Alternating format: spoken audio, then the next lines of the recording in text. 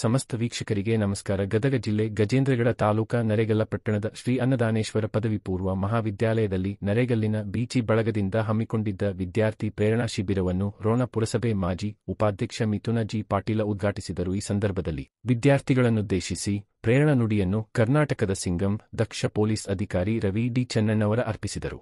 ಮನುಷ್ಯ ಜೀವನದಲ್ಲಿ ಹಿಮಾಲಯದೆತ್ತರಕ್ಕೆ ಬೆಳೆದರೂ ಅವನ ಕಾಲು ನೆಲದ ಮೇಲಿರಬೇಕು, ಅಂದರೆ ಅವನ ವ್ಯಕ್ತಿತ್ವಕ್ಕೊಂದು ಅರ್ಥ ಬರುತ್ತದೆ. ಬದಲಾಗಿ ಬೆಳೆದೆನೆಂದು ಅಹಂಕಾರ ತೋರಿದರೆ ಅಂದೇ ಅವನ ಅವನತಿ ಪ್ರಾರಂಭವಾಗುತ್ತದೆ. ಆದ್ದರಿಂದ ನೀವುಗಳೆಲ್ಲ ವಿನಯವಂತಿಕೆಯನ್ನು ವಿಧೇಯತೆಯನ್ನು ಜೀವನದಲ್ಲಿ ರೂಢಿಸಿಕೊಳ್ಳಿರಿ ಎಂದು ಅಗ್ನಿಶಾಮಕ ಡಿಜಿಪಿ ರವಿ ಚೆನ್ನಣ್ಣವರ ತಿಳಿಸಿದರು. ಅವರು ಸ್ಥಳೀಯ ಶ್ರೀ ಅನ್ನದಾನೇಶ್ವರ ಪದವಿ ಪೂರ್ವ ಮಹಾವಿದ್ಯಾಲಯದಲ್ಲಿ ಬೀಚಿ ಬಳಗ ಮತ್ತು ಶ್ರೀ ಅನ್ನದಾನ ವಿಜಯ ವಿದ್ಯಾ ಪ್ರಸಾರಕ ಸಮಿತಿಗಳ ಸಂಯುಕ್ತ ಆಶ್ರಯದಲ್ಲಿ ಜರುಗಿದ ವಿದ್ಯಾರ್ಥಿ ಪ್ರೇರಣಾ ಶಿಬಿರದಲ್ಲಿ ಅವರು ಮಾತನಾಡಿದರು. ಜೀವನದಲ್ಲಿ ಬಡತನ ಸಿರಿತನ ಎಂದಿಗೂ ಶಾಶ್ವತವಲ್ಲ. ನಿಮ್ಮ ಮುಂದೆ ಗುರಿಯಿರಬೇಕು. ನಿಮ್ಮನ್ನು ಹಿಡಿದವರೇ ಇಲ್ಲ. ಈಗ ನಿಮ್ಮ ಜೀವನದ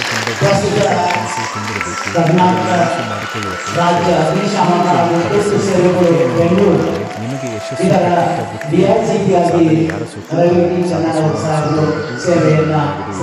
ಮನುಷ್ಯನನ್ನು ಸೋಲಿಸುವ ಯಾವ ವಸ್ತುವು ಈ ಭೂಮಿಯಲ್ಲಿ ಸಾಧಿಸಲು ಮನಸ್ಸು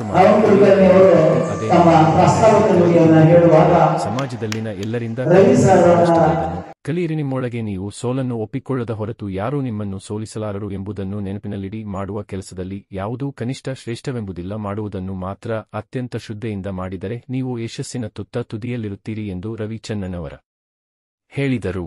ಮಾನಸಿಕ ಗುಲಾಮಗಿರಿಯಿಂದ ಹೊರಬನ್ನಿರಿ. ಒಮ್ಮೆ ನೀವು ವಿದ್ಯಾರ್ಥಿ ಜೀವನವನ್ನು ಹಾಳು ಮಾಡಿಕೊಂಡರೆ ಆಮೇಲೆ ಏನು ಮಾಡಿದರೂ ನಿಮ್ಮ ಭವಿಷ್ಯವನ್ನು ಸರಿಪಡಿಸಲು ಸಾಧ್ಯವಿಲ್ಲ. ಜೀವನ ಪರ್ಯಂತ ನೀವು ಗೋಳಾಡಬೇಕಾಗುತ್ತದೆ. ಜಗತ್ತಿನಲ್ಲಿ ಸಾಧಕರ ಹೆಸರು ಮಾತ್ರ ಅಜರಾಮರವಾಗಿರುತ್ತದೆ. ನೀವು ಗಟ್ಟಿ ಮನಸ್ಸು ಮಾಡಿ ಸಾಧನೆಯನ್ನು ಮಾಡುವತ್ತ ದಿಟ್ಟ ಹೆಜ್ಜೆಯನ್ನಿಡಿ. ಬಡವರ ಬಗ್ಗೆ ಕನಿಕರವಿರಲಿ. ಕನಿಷ್ಠ 10 ಜನ ಸಾಧಕರ ಚರಿತ್ರೆಯನ್ನು ಓದಿ. ಇದರಿಂದ ಸಾಧಿಸಬೇಕೆನ್ನುವ ಛಲ ಸ್ಫೂರ್ತಿ ತಾನೇ ಬರುತ್ತದೆ. ನಿಮ್ಮ ತಂದೆ ತಾಯಿಗೆ ಮೊದಲ ಆದ್ಯತೆ ನೀಡಿ ಅವರನ್ನು ಶ್ರದ್ಧೆಯಿಂದ ನೋಡಿಕೊಳ್ಳಿ ಎಂದು ಚೆನ್ನಣ್ಣವರ ಹೇಳಿದರು. ಕಾರ್ಯಕ್ರಮವನ್ನು ದಿವ್ಯ ಸಾನ್ನಿಧ್ಯ ವಹಿಸಿದ್ದ ಶ್ರೀ ಮುಪ್ಪಿನ ಬಸವಲಿಂಗ ಶ್ರೀಗಳವರು ಆಶೀರ್ವಚನ ನೀಡಿ, ನಿಶ್ಚಿತ ಗುರಿಯೊಂದಿಗೆ ನಿಶ್ಚಿತ ಮನಸ್ಸಿಟ್ಟು ಅಭ್ಯಾಸ ಮಾಡಿ, ಸೋಲು ನಿಮ್ಮ ಬಳಿ ಸುಳಿಯದು ಎಂದರು. ಮಿಥುನ ಪಾಟೀಲ ಶಿಬಿರವನ್ನು ಉದ್ಘಾಟಿಸಿ ಮಾತನಾಡಿದರು. ಕೆ.ಎಸ್. ಕಳಕಣ್ಣವರ ಅಧ್ಯಕ್ಷತೆ ವಹಿಸಿದ್ದರು. ಮುಖ್ಯ ಶಿಕ್ಷಕ ಸಂಗಮೇಶ ಹೂಲಗೇರಿ ನಿರೂಪಿಸಿದರು. ಎಂ.ಎಸ್. ದಡೆ ಸುರಮಠ ಸ್ವಾಗತಿಸಿದರು. ನಿವೃತ್ತ ಮುಖ್ಯ ಶಿಕ್ಷಕ ಅರುಣ ಕುಲಕರ್ಣಿ ಪ್ರಾಸ್ತಾವಿಕ ನುಡಿಗಳನ್ನಾಡಿದರು. ವೇದಿಕೆಯ ಮೇಲೆ ಸಂಸ್ಥೆಯ ಪ್ರಧಾನ ಕಾರ್ಯದರ್ಶಿ ರವೀಂದ್ರನಾಥ ದೊಡ್ಡಮೇಟಿ, ಆಡಳಿತಾಧಿಕಾರಿ ಎನ್.ಆರ್. ಗೌಡರ, ಡಾ. ಎಸ್.ಎ. ಪಾಟೀಲ ಉಪಸ್ಥಿತರಿದ್ದರು. ಡಾ. ಕಲ್ಲಯ್ಯ ಹಿರೇಮಠ, ಮುಖ್ಯ ಶಿಕ್ಷಕ ಬಿ.ಬಿ. ಕುರಿ ನಿರ್ವಹಿಸಿದರು. ಕಾರ್ಯಕ್ರಮದಲ್ಲಿ ರವಿ ಚೆನ್ನಣ್ಣವರ ಮಾತುಗಳನ್ನು ಕೇಳೋಣ. ನಮಸ್ಕಾರ.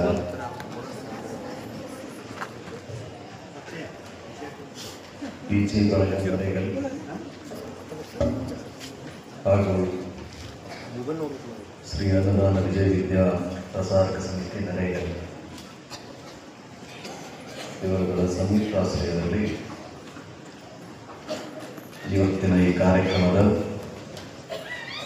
ದಿವ್ಯ ಸಾನ್ನಿಧ್ಯವನ್ನು ವಹಿಸಿರುವ ಪರಮಪೂಜ್ಯರ ಕಡಿದಾವರಿಗಳಲ್ಲಿ ನಮಸ್ಕರಿಸಿ, ಅಧ್ಯಕ್ಷತೆಯನ್ನು ವಹಿಸಿರುವ ಸಾಹಿತ್ಯಾಸಕ್ತರು, ಅಕ್ಷರ ಬ್ರಹ್ಮ, ಹಾಸ್ಯ ಬ್ರಹ್ಮ ಬೀಚಿರವರ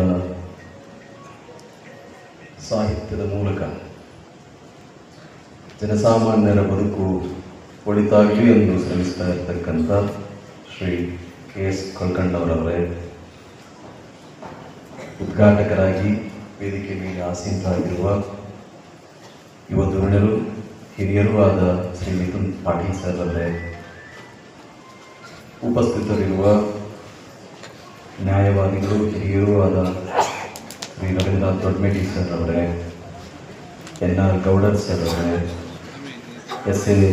ಪಾಟೀಲ್ ಸರ್ ಅವರೇ, ಪ್ರಾಂಶುಪಾಲರಾದ ಪಾಟೀಲ್ ಸರ್ ಅವರೇ, ನೆರೆದಿರುವ ಎಲ್ಲ ಗಣ್ಯರೇ, ಊರಿನ ಹಿರಿಯರೇ, ಸಂಸ್ಥೆಯ ಎಲ್ಲ ಸಿಬ್ಬಂದಿ ವರ್ಗದವರೇ, ನನ್ನ ಇಲಾಖೆಯ ಎಲ್ಲ ಕಿರಿಯ ಅಧಿಕಾರಿಗಳೇ, ಮಾಧ್ಯಮ ಮಿತ್ರರೇ, ಎಲ್ಲಕ್ಕಿಂತ ಮುಖ್ಯವಾಗಿ ಇಲ್ಲಿ ನೆರೆದಿರುವ ಎಲ್ಲ ವಿದ್ಯಾರ್ಥಿನಿಯರೇ,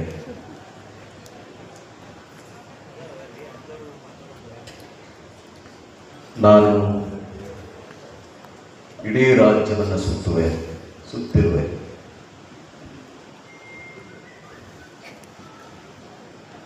ಹೋದ ಕಡೆಯಲ್ಲೆಲ್ಲ ಯಾವುದೇ ಭಾವನೆಗಳ ಅಡೆತಡೆ ಇಲ್ಲದೆ ನಿರ್ಭೀತಿಯಿಂದ ಮನಸ್ಸಿನಲ್ಲಿರುವ ಎಲ್ಲ ನನ್ನ ಕನಸುಗಳನ್ನು ಯುವ ಸಮುದಾಯವನ್ನು ಕುರಿತು ಹಂಚಿಕೊಂಡಿದ್ದೇನೆ. ಆದರೆ ಅದೇನೋ ಗೊತ್ತಿಲ್ಲ, ನನ್ನ ಹುಟ್ಟೂರು ಗದಗಿಗೆ ಬಂದಾಗಲೆಲ್ಲ ಗದಗಿನ ಯಾವುದೇ ಗ್ರಾಮಗಳಲ್ಲಿ ನಾನು ಬರೋದು ಕಡಿಮೆ. ಸಾಮಾನ್ಯವಾಗಿ ಬಂದಾಗೆ ಏನೇನೋ ನೆನಪಾಗಿರ್ತದೆ ನನಗೆ. ಅದರಲ್ಲೂ ಅರುಣ್ ಸರು ಮತ್ತು ಅದು ಹೇಳಬೇಕಾದ್ರೆ ಅದನ್ನು ನೆನಪುಗಳನ್ನು ಹಿಕ್ಕಿ ತೆಗೆದಂಗಿತ್ತು. ಆರ್ ಪಟ್ಟಣ್ ಸರ್ ಅಂದರೆ ನನಗೆ ಅವರೊಬ್ಬರು ಶಿಕ್ಷಕರಲ್ಲ, ಬದಲಾಗಿ ನನ್ನ ಪಾಲಿನ ಬಸವಣ್ಣ.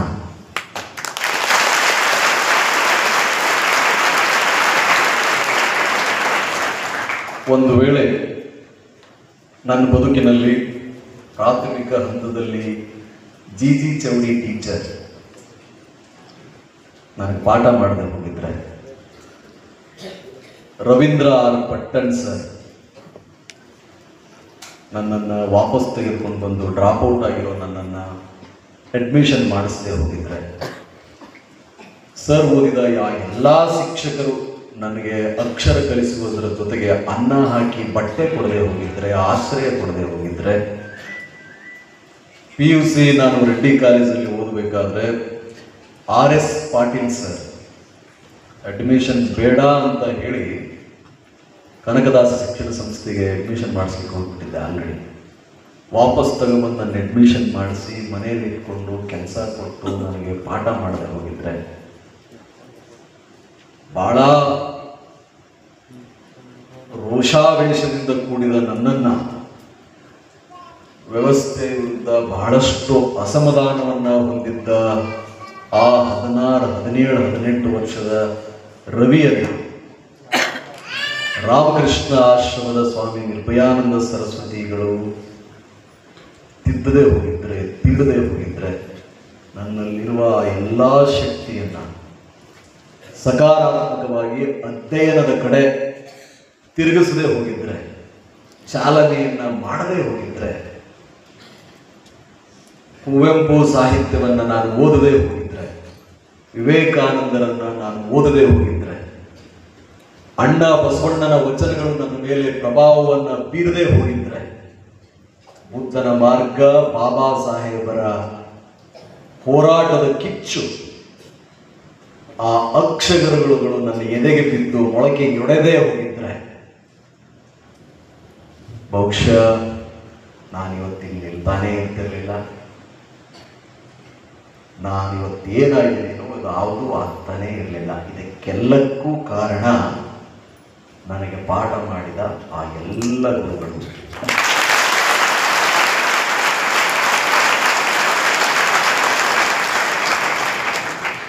ಹಾಗಾಗಿ ಅವರನ್ನು ನೆನೆಸಿದಾಗಲೆಲ್ಲ ಅದು ಕಣ್ಣಂಚೊಳಗೆ ನೀರು ಬಂದ್ಬಿಡ್ತದೆ.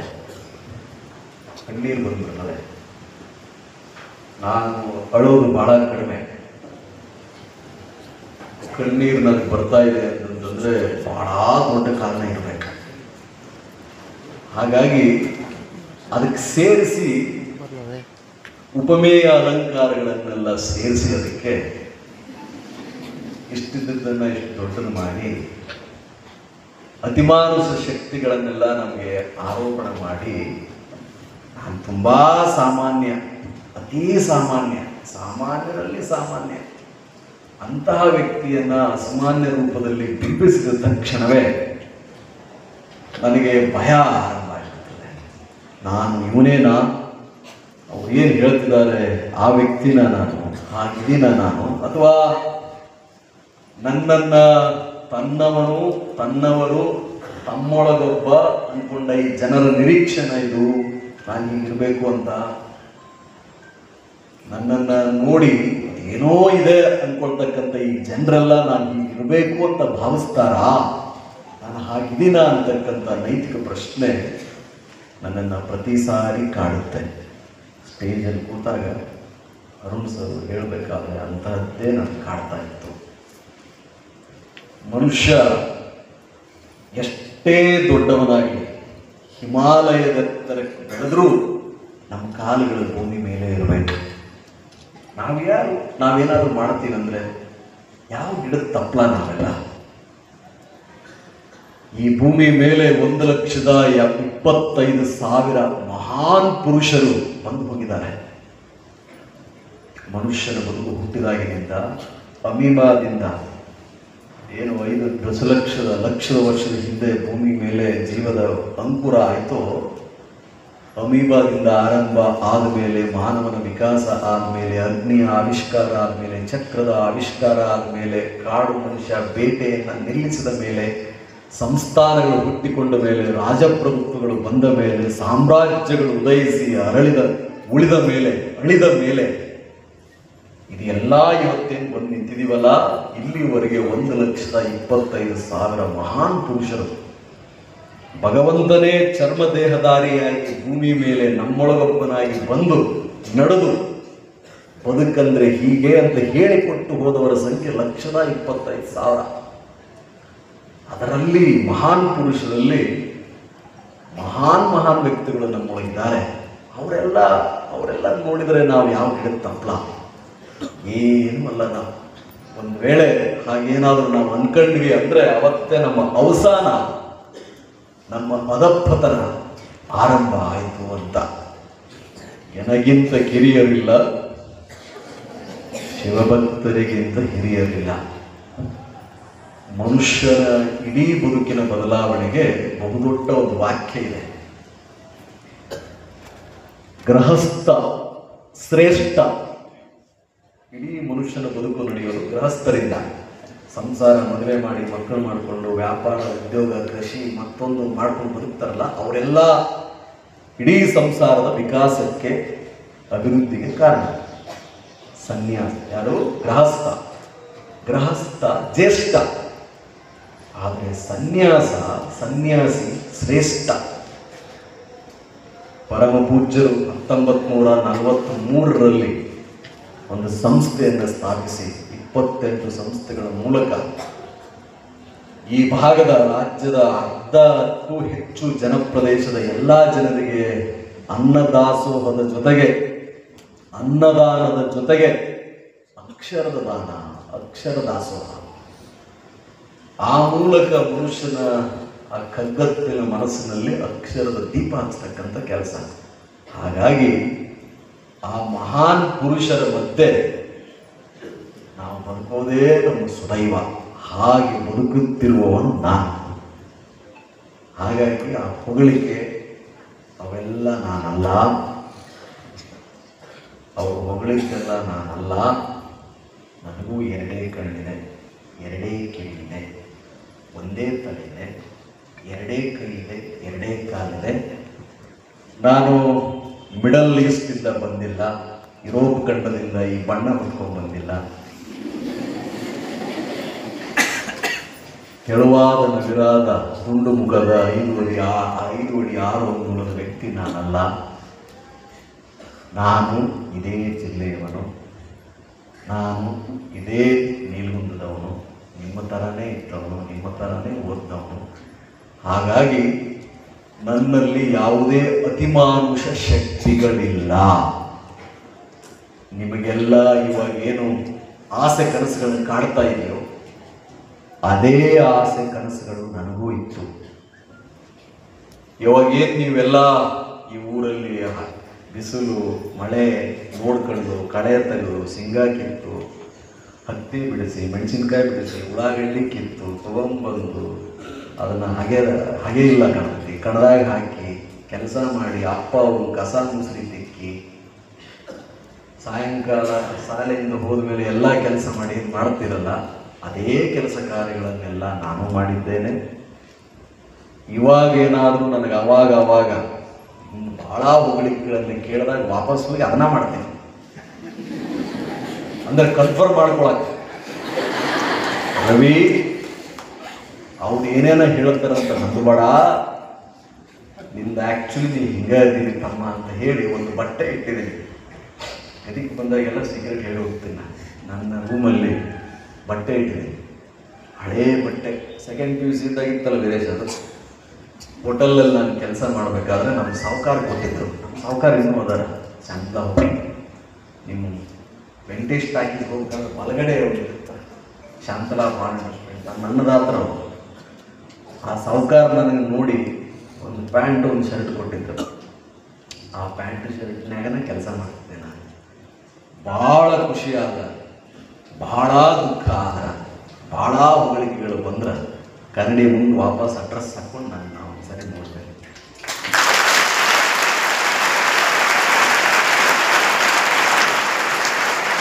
ಸೊ ಈ ಗುಣಗಳು ಬಹಳ ಮ್ಯಾಟ್ರ್ ಆಗುತ್ತೆ. ನಾವು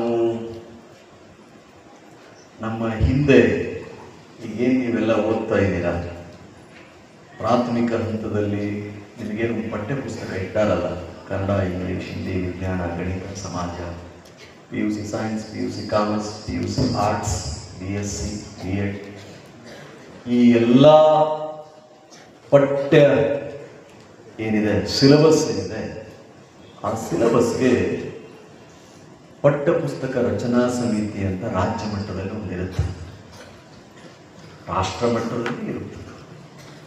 ಸಿಲೆಬಸ್ ಫ್ರೇಮಿಂಗ್ ಕಮಿಟಿ 1ನೇ ತರಗತಿಯಿಂದ ಈ ದೇಶದ, ಈ ರಾಜ್ಯದ ಎಲ್ಲ ಶೈಕ್ಷಣಿಕ ಪದವಿಗಳನ್ನು ನಿಗದಿ ಮಾಡಬೇಕಾದ್ರೆ, ಅವರು ಓದಬೇಕಾದ ಸಿಲೆಬಸ್ಗಳನ್ನು ಫಿಕ್ಸ್ ಮಾಡಬೇಕಾದ್ರೆ ಸಿಲೆಬಸ್ ಫ್ರೇಮಿಂಗ್ ಕಮಿಟಿ, ಪಠ್ಯಪುಸ್ತಕ ರಚನಾ ಸಮಿತಿ. ಆ ಪಠ್ಯಪುಸ್ತಕ ರಚನಾ ಸಮಿತಿಯಲ್ಲಿ ರಾಜ್ಯದ, ರಾಷ್ಟ್ರದ ವಿವಿಧ ಕ್ಷೇತ್ರಗಳಲ್ಲಿ, ಆಯಾ ಕ್ಷೇತ್ರಗಳಲ್ಲಿ ಕೆಲಸ ಮಾಡಿದ ಅತಿ ಬುದ್ಧಿವಂತರು ಯಾರಿರ್ತಾರೋ ಅವರು ತಗೊಂಡಿರ್ತಾರೆ. ಡೆಕೇಡ್ ಬೈ ಡೆಕೇಡ್, ದಶಕಕ್ಕೆ ಒಂದು ಸಾರಿ ಅವಶ್ಯಕತೆ ಬಿದ್ದಾಗೆಲ್ಲ ಆ ಪದ್ಯ, ಗದ್ಯ ಎಲ್ಲ ಸಬ್ಜೆಕ್ಟ್ಗಳನ್ನ ರಿವೈಸ್ ಮಾಡಿರ್ತಾರೆ. ಇಂತಹದ್ದೇ ಪಾಠವನ್ನು ಇವರಿಗೆ ಓದಿಸಬೇಕು ಅಂತ ತೀರ್ಮಾನ ಮಾಡಿದಾಗ ಆ ಪಠ್ಯಪುಸ್ತಕ ರಚನಾ ಸಮಿತಿಗೆ ಒಂದು ಉದ್ದೇಶ ಇರ್ತದೆ. ನಮ್ಮ ಹುಡುಗ 7ನೇ ತರಗತಿಯಲ್ಲಿ ಈ ಪಾಠ ಓದಿದ್ರೆ, 10ನೇ ತರಗತಿಯಲ್ಲಿ ಈ ಪಾಠವನ್ನು ಓದಿದ್ರೆ, PUC 1ನೇ ವರ್ಷ 2ನೇ ವರ್ಷದಲ್ಲಿ ಈ ಪಾಠವನ್ನು ಓದಿದ್ರೆ ಆ ವ್ಯಕ್ತಿಯಲ್ಲಿ ಇಂಥ ಬದಲಾವಣೆಗಳು ಬರಬೇಕು. ಉದಾಹರಣೆಗೆ, ಭಾರತ ದೇಶದ ಕರ್ನಾಟಕ ರಾಜ್ಯದ ಇತಿಹಾಸ 4ನೇ ಶತಮಾನದಲ್ಲಿ ಕದಂಬರಿದ್ರು, ಗಂಗರಿದ್ರು, ಚಾಲುಕ್ಯರಿದ್ರು, ಈ ಎಲ್ಲ ಪೂರ್ತಿ ಇದನ್ನೆಲ್ಲ ಆಳ್ವಿಕೆ ಮಾಡ್ತಾ ಇದ್ರು. ವಿಜಯನಗರ ಸಾಮ್ರಾಜ್ಯ ಬಂತು. 1600 ವಿದ್ಯಾರಣ್ಯರಿಂದ ಆರಂಭ ಆಗಿರ್ತಕ್ಕಂಥ 1336 ಆರಂಭ ಆಗಿದ್ದು 1665 ರಕ್ಕಸಿ ತಂಗಡ ಯುದ್ಧದಲ್ಲಿ ಅಳಿಯ ರಾಮನಾಗಿಂದ ವಿಜಯನಗರ ಸಾಮ್ರಾಜ್ಯ ಅಧಪತನ ಬಂತು. ತದನಂತರ ಆದಿಲ್ ಶಾಹಿಗಳು ಬಂದರು, ತದನಂತರ ಬ್ರಿಟಿಷರು ಬಂದರು, ಟಿಪ್ಪು ಆಳ್ವಿಕೆ ಬಂತು ಅಂತ ಹೇಳಿದ ಇತಿಹಾಸವನ್ನು ನೀವು ಓದಿದ್ರೆ ಆ ಇತಿಹಾಸದಿಂದ ಪಾಠವನ್ನು ಕಲಿಬೇಕು. ಇಡೀ ರಾಜ್ಯ, ರಾಷ್ಟ್ರದ ವಿವಿಧ ಕಾಲಘಟ್ಟಗಳಲ್ಲಿ ನಮ್ಮ ಪೂರ್ವಜರು, ನಿಮ್ಮಿಂದಿದ್ರದಿಲ್ಲ, ನಿಮ್ಮ ತಾತ ಮುತ್ತಾತ ಅವರು 16ನೇ ಶತಮಾನದಲ್ಲಿ ಯಾರೋ ಒಬ್ಬರು ನಮ್ಮ ಪೀಳಿಗೆಯವರು ಇರಲೇಬೇಕಲ್ಲ. ನಮಗೆ ನೆನಪಿರುವುದು 4ನೇ ತಲೆಮಾರು, ನಮ್ಮ ಅಪ್ಪ, ನಮ್ಮ ಅಜ್ಜ, ಅವರ ಅಜ್ಜ, ಭಾಳ ಅಂದ್ರೆ ಅವರ ಅಜ್ಜ, ಅವರಪ್ಪ. ಅದನ್ನು ಬಿಟ್ಟು ಇರಲೇಬೇಕಲ್ಲ. 16ನೇ ಶತಮಾನ, 12ನೇ ಶತಮಾನ, ಅಣ್ಣ ಬಸವಣ್ಣನ ಕಾಲಕ್ಕೆ, ಅದಕ್ಕೂ ಪೂರ್ವದಲ್ಲಿ ಇತಿಹಾಸ. ಆ ಇತಿಹಾಸವನ್ನು ಓದಿದ ನೀವು ಅದರಿಂದ ಪಾಠಗಳನ್ನು ಕಲಿಬೇಕು. ಏನ್ ಪಾಠ? ಆ 4, 5ನೇ ಶತಮಾನದಿಂದ 18, 19, 20ನೇ ಶತಮಾನದವರೆಗೆ ನಮ್ಮ ರಾಜ್ಯದ ಬೆಳವಣಿಗೆ ಹೇಗಿತ್ತು, ಯಾವ ಕಾರಣಕ್ಕಾಗಿ ಗುಪ್ತರ ಕಾಲದಲ್ಲಿ, ಕದಂಬರ ಕಾಲದಲ್ಲಿ, ವಿಜಯನಗರದ ಸಾಮ್ರಾಜ್ಯದ ಕಾಲದಲ್ಲಿ ಮುತ್ತು ರತ್ನಗಳನ್ನ ಹಳ್ಳ ಬಳ್ಳದಿಂದ ಅಳೆಯುತ್ತಿದ್ದೆವು. ಬಂಗಾರದ ಹೊಗೆಯಾಡುತ್ತಿತ್ತು. ಹಾಗಿದ್ರೆ ಆ ಬಂಗಾರದ ಹೊಗೆಯಾಡುವಂತೆ ಆ ರಾಜ ಅಂದಿನ ಜನ ಬದುಕಿದ ರೀತಿ ಕಾರಣ ಅಲ್ಲವೇ? ಯಾವುದದು ಅಷ್ಟೊಂದು ಭೌತಿಕ ಶ್ರೀಮಂತಿಕೆಯನ್ನ, ಆಧ್ಯಾತ್ಮಿಕ ಶ್ರೀಮಂತಿಕೆಯನ್ನ, ಸಾಂಸ್ಕೃತಿಕ ಶ್ರೀಮಂತಿಕೆಯನ್ನ ತೆಗೆದುಕೊಂಡು ಬಂದು ಕೊಟ್ಟಿದ್ದೇನು? ಯಾವ ಗುಣ? ಅದೇ ಸಾಮ್ರಾಜ್ಯ ಅಧಿಕಾರದ ಲಾಲಸೆಯಿಂದ, ಅಧಿಕಾರದ ವಿವೇಚನೆ ಇಲ್ಲದ ಒಬ್ಬ ವ್ಯಕ್ತಿ ಅದರ ಮೇಲೆ ಕೂತಾದ ಮೇಲೆ ಷಡ್ಯಂತ್ರ, ಇದೂ ಬಹಮನಿ ಸುಲ್ತಾನರೆಲ್ಲ ಒಗ್ಗೂಡಿ ಅವರನ್ನ ಸೋಲಿಸಲಿಕ್ಕೆ ಕಾರಣವಾದದ್ದೇನು? ಹಾಗಿದ್ರೆ ವಿಜಯನಗರ ಸಾಮ್ರಾಜ್ಯದ ಶ್ರೀಕೃಷ್ಣ ದೇವರಾಯನಿಂದ ನಾನು ಕಲಿಯುವುದೇನಿದೆ?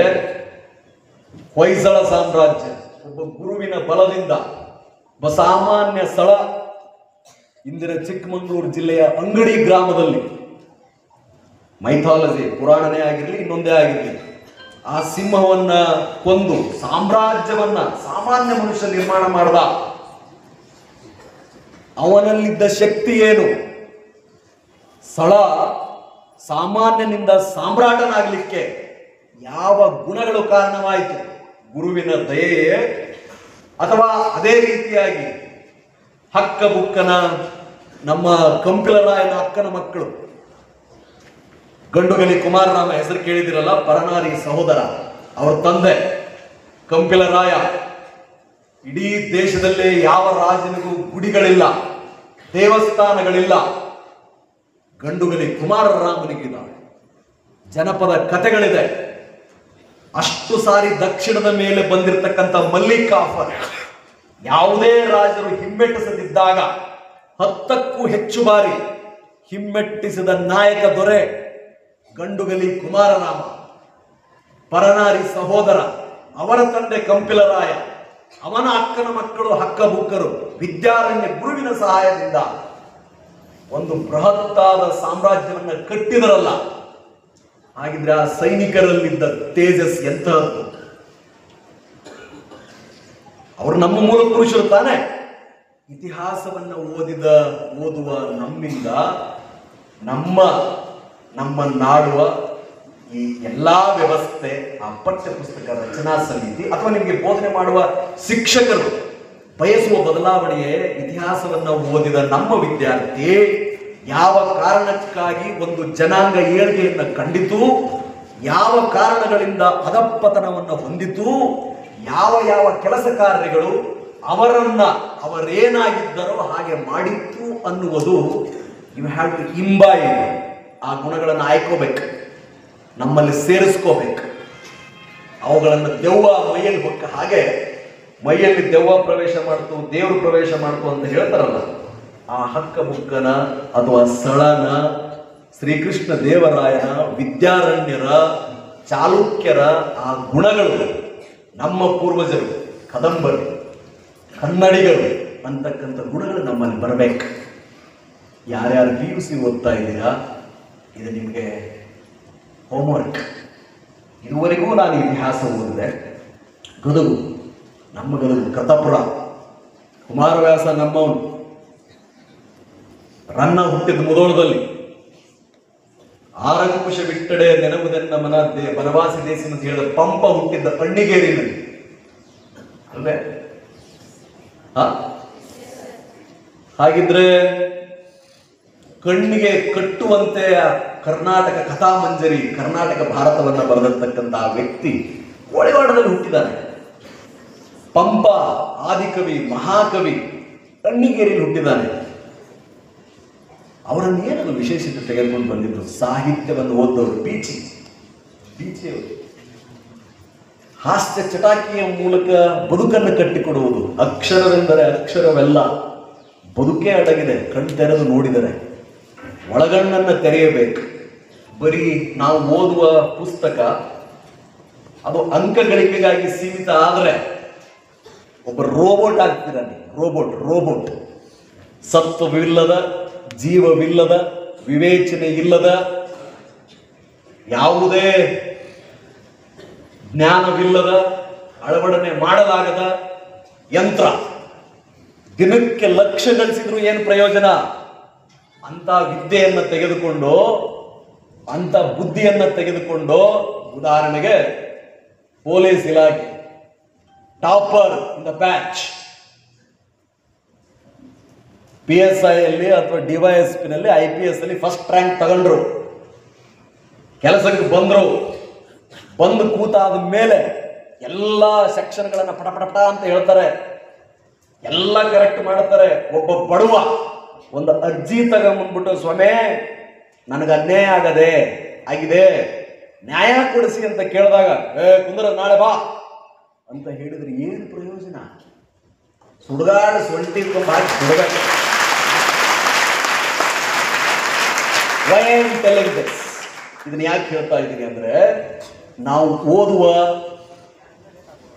ಅಕ್ಷರಗಳು, ಪಡೆಯುವ ಪದವಿಗಳು ನಮ್ಮಲ್ಲಿ ವ್ಯಕ್ತಿತ್ವದಲ್ಲಿ ಬದಲಾವಣೆಯನ್ನು ತರಬೇಕು. ಸೈನ್ಸ್ ಓದ್ತೀರಾ, ವಿಜ್ಞಾನದ ಮೂಲ ಏನು? ಸತ್ಯದ ಹುಡುಕಾಟ, seeking truth, discovery, invention. Why the Nobel prize is given? Why? ಆ ನೋಬೆಲ್ ಪಾರಿತೋಷಿಕವನ್ನು, ಅತ್ಯುತ್ತಮದ ಆ ಪ್ರಶಸ್ತಿಯನ್ನು ಕೊಡುವುದು ಯಾರಿಗೆ? ಸತ್ಯದ ಹುಡುಕಾಟ.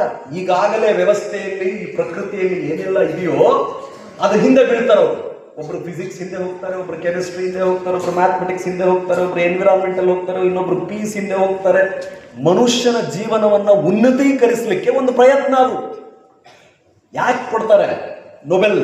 ಮದರ್ ತೆರೇಸಾಗೆ ನೊಬೆಲ್ ಯಾಕೆ ಕೊಟ್ಟರು? ಮಲಾಲಾ ಪಾಕಿಸ್ತಾನದ ಒಂದು ಹುಡುಗಿಗೆ ಯಾಕೆ ಕೊಟ್ಟರು? ಗಣಿತ ಶಾಸ್ತ್ರದಲ್ಲಿ ಯಾಕೆ ನೊಬೆಲ್ ಕೊಡ್ತಾರೆ? ಈಗಾಗಲೇ ಇರುವ ಸತ್ಯವನ್ನ ಹುಡುಕಾಟಕ್ಕೆ ಹೊರಟು, ಸತ್ಯದ ಹುಡುಕಾಟ. ಮೂಢನಂಬಿಕೆಯನ್ನ ನಂಬದೆ, ಅಂಟು ಜಾಡ್ಯಗಳಿಗೆ ಅಂಟಿಕೊಳ್ಳದೆ, ಪೂರ್ವಾಗ್ರಹ ಪೀಡಿತರಾಗದೆ, ವಸ್ತುನಿಷ್ಠತೆಯಿಂದ ಆ ಮನೋಭಾವವನ್ನು ಬೆಳೆಸ್ಕೋಬೇಕಾಗಿರೋದು ವಿಜ್ಞಾನವನ್ನು ಓದುವ ವಿದ್ಯಾರ್ಥಿಗಳ ಮೂಲ ಗುಣ. ವಿಜ್ಞಾನವನ್ನು ಓದಿ ಅವೈಜ್ಞಾನಿಕವಾಗಿ ಕಂದಾಚಾರಗಳಿಗೆ ನೀವು ಜೊತ್ತು ಬಿದ್ದರೆ, ವಿಜ್ಞಾನವನ್ನ ಓದಿದ್ದು ವಿಜ್ಞಾನಕ್ಕೆ ನೀವು ದ್ರೋಹ ಮಾಡದಂಗೆ. ಹಾಗಿದ್ರೆ ಆ ವೈಜ್ಞಾನಿಕ ಮನೋಭಾವ ನಮ್ಮಲ್ಲಿದೆಯಾ? ಮ್ಯಾಥಮೆಟಿಕ್ಸ್ ಓದಿದ್ರೆ ತಾರ್ಕಿಕವಾಗಿ ಆಲೋಚನೆ ಮಾಡ್ತಕ್ಕಂಥ ಬುದ್ಧಿ ನಮ್ಮಲ್ಲಿ ಬೆಳೆದು ಬರ್ತಾ ಇದೆಯಾ? ಸಮಾಜ ವಿಜ್ಞಾನವನ್ನು ಓದುವ ನಾವು, ಸಿವಿಕ್ಸ್, ಮನುಷ್ಯನನ್ನ ಆಡುವ ಆಡಳಿತ ವ್ಯವಸ್ಥೆ ಬೆಳೆದು ಬಂದ ಬಗೆ.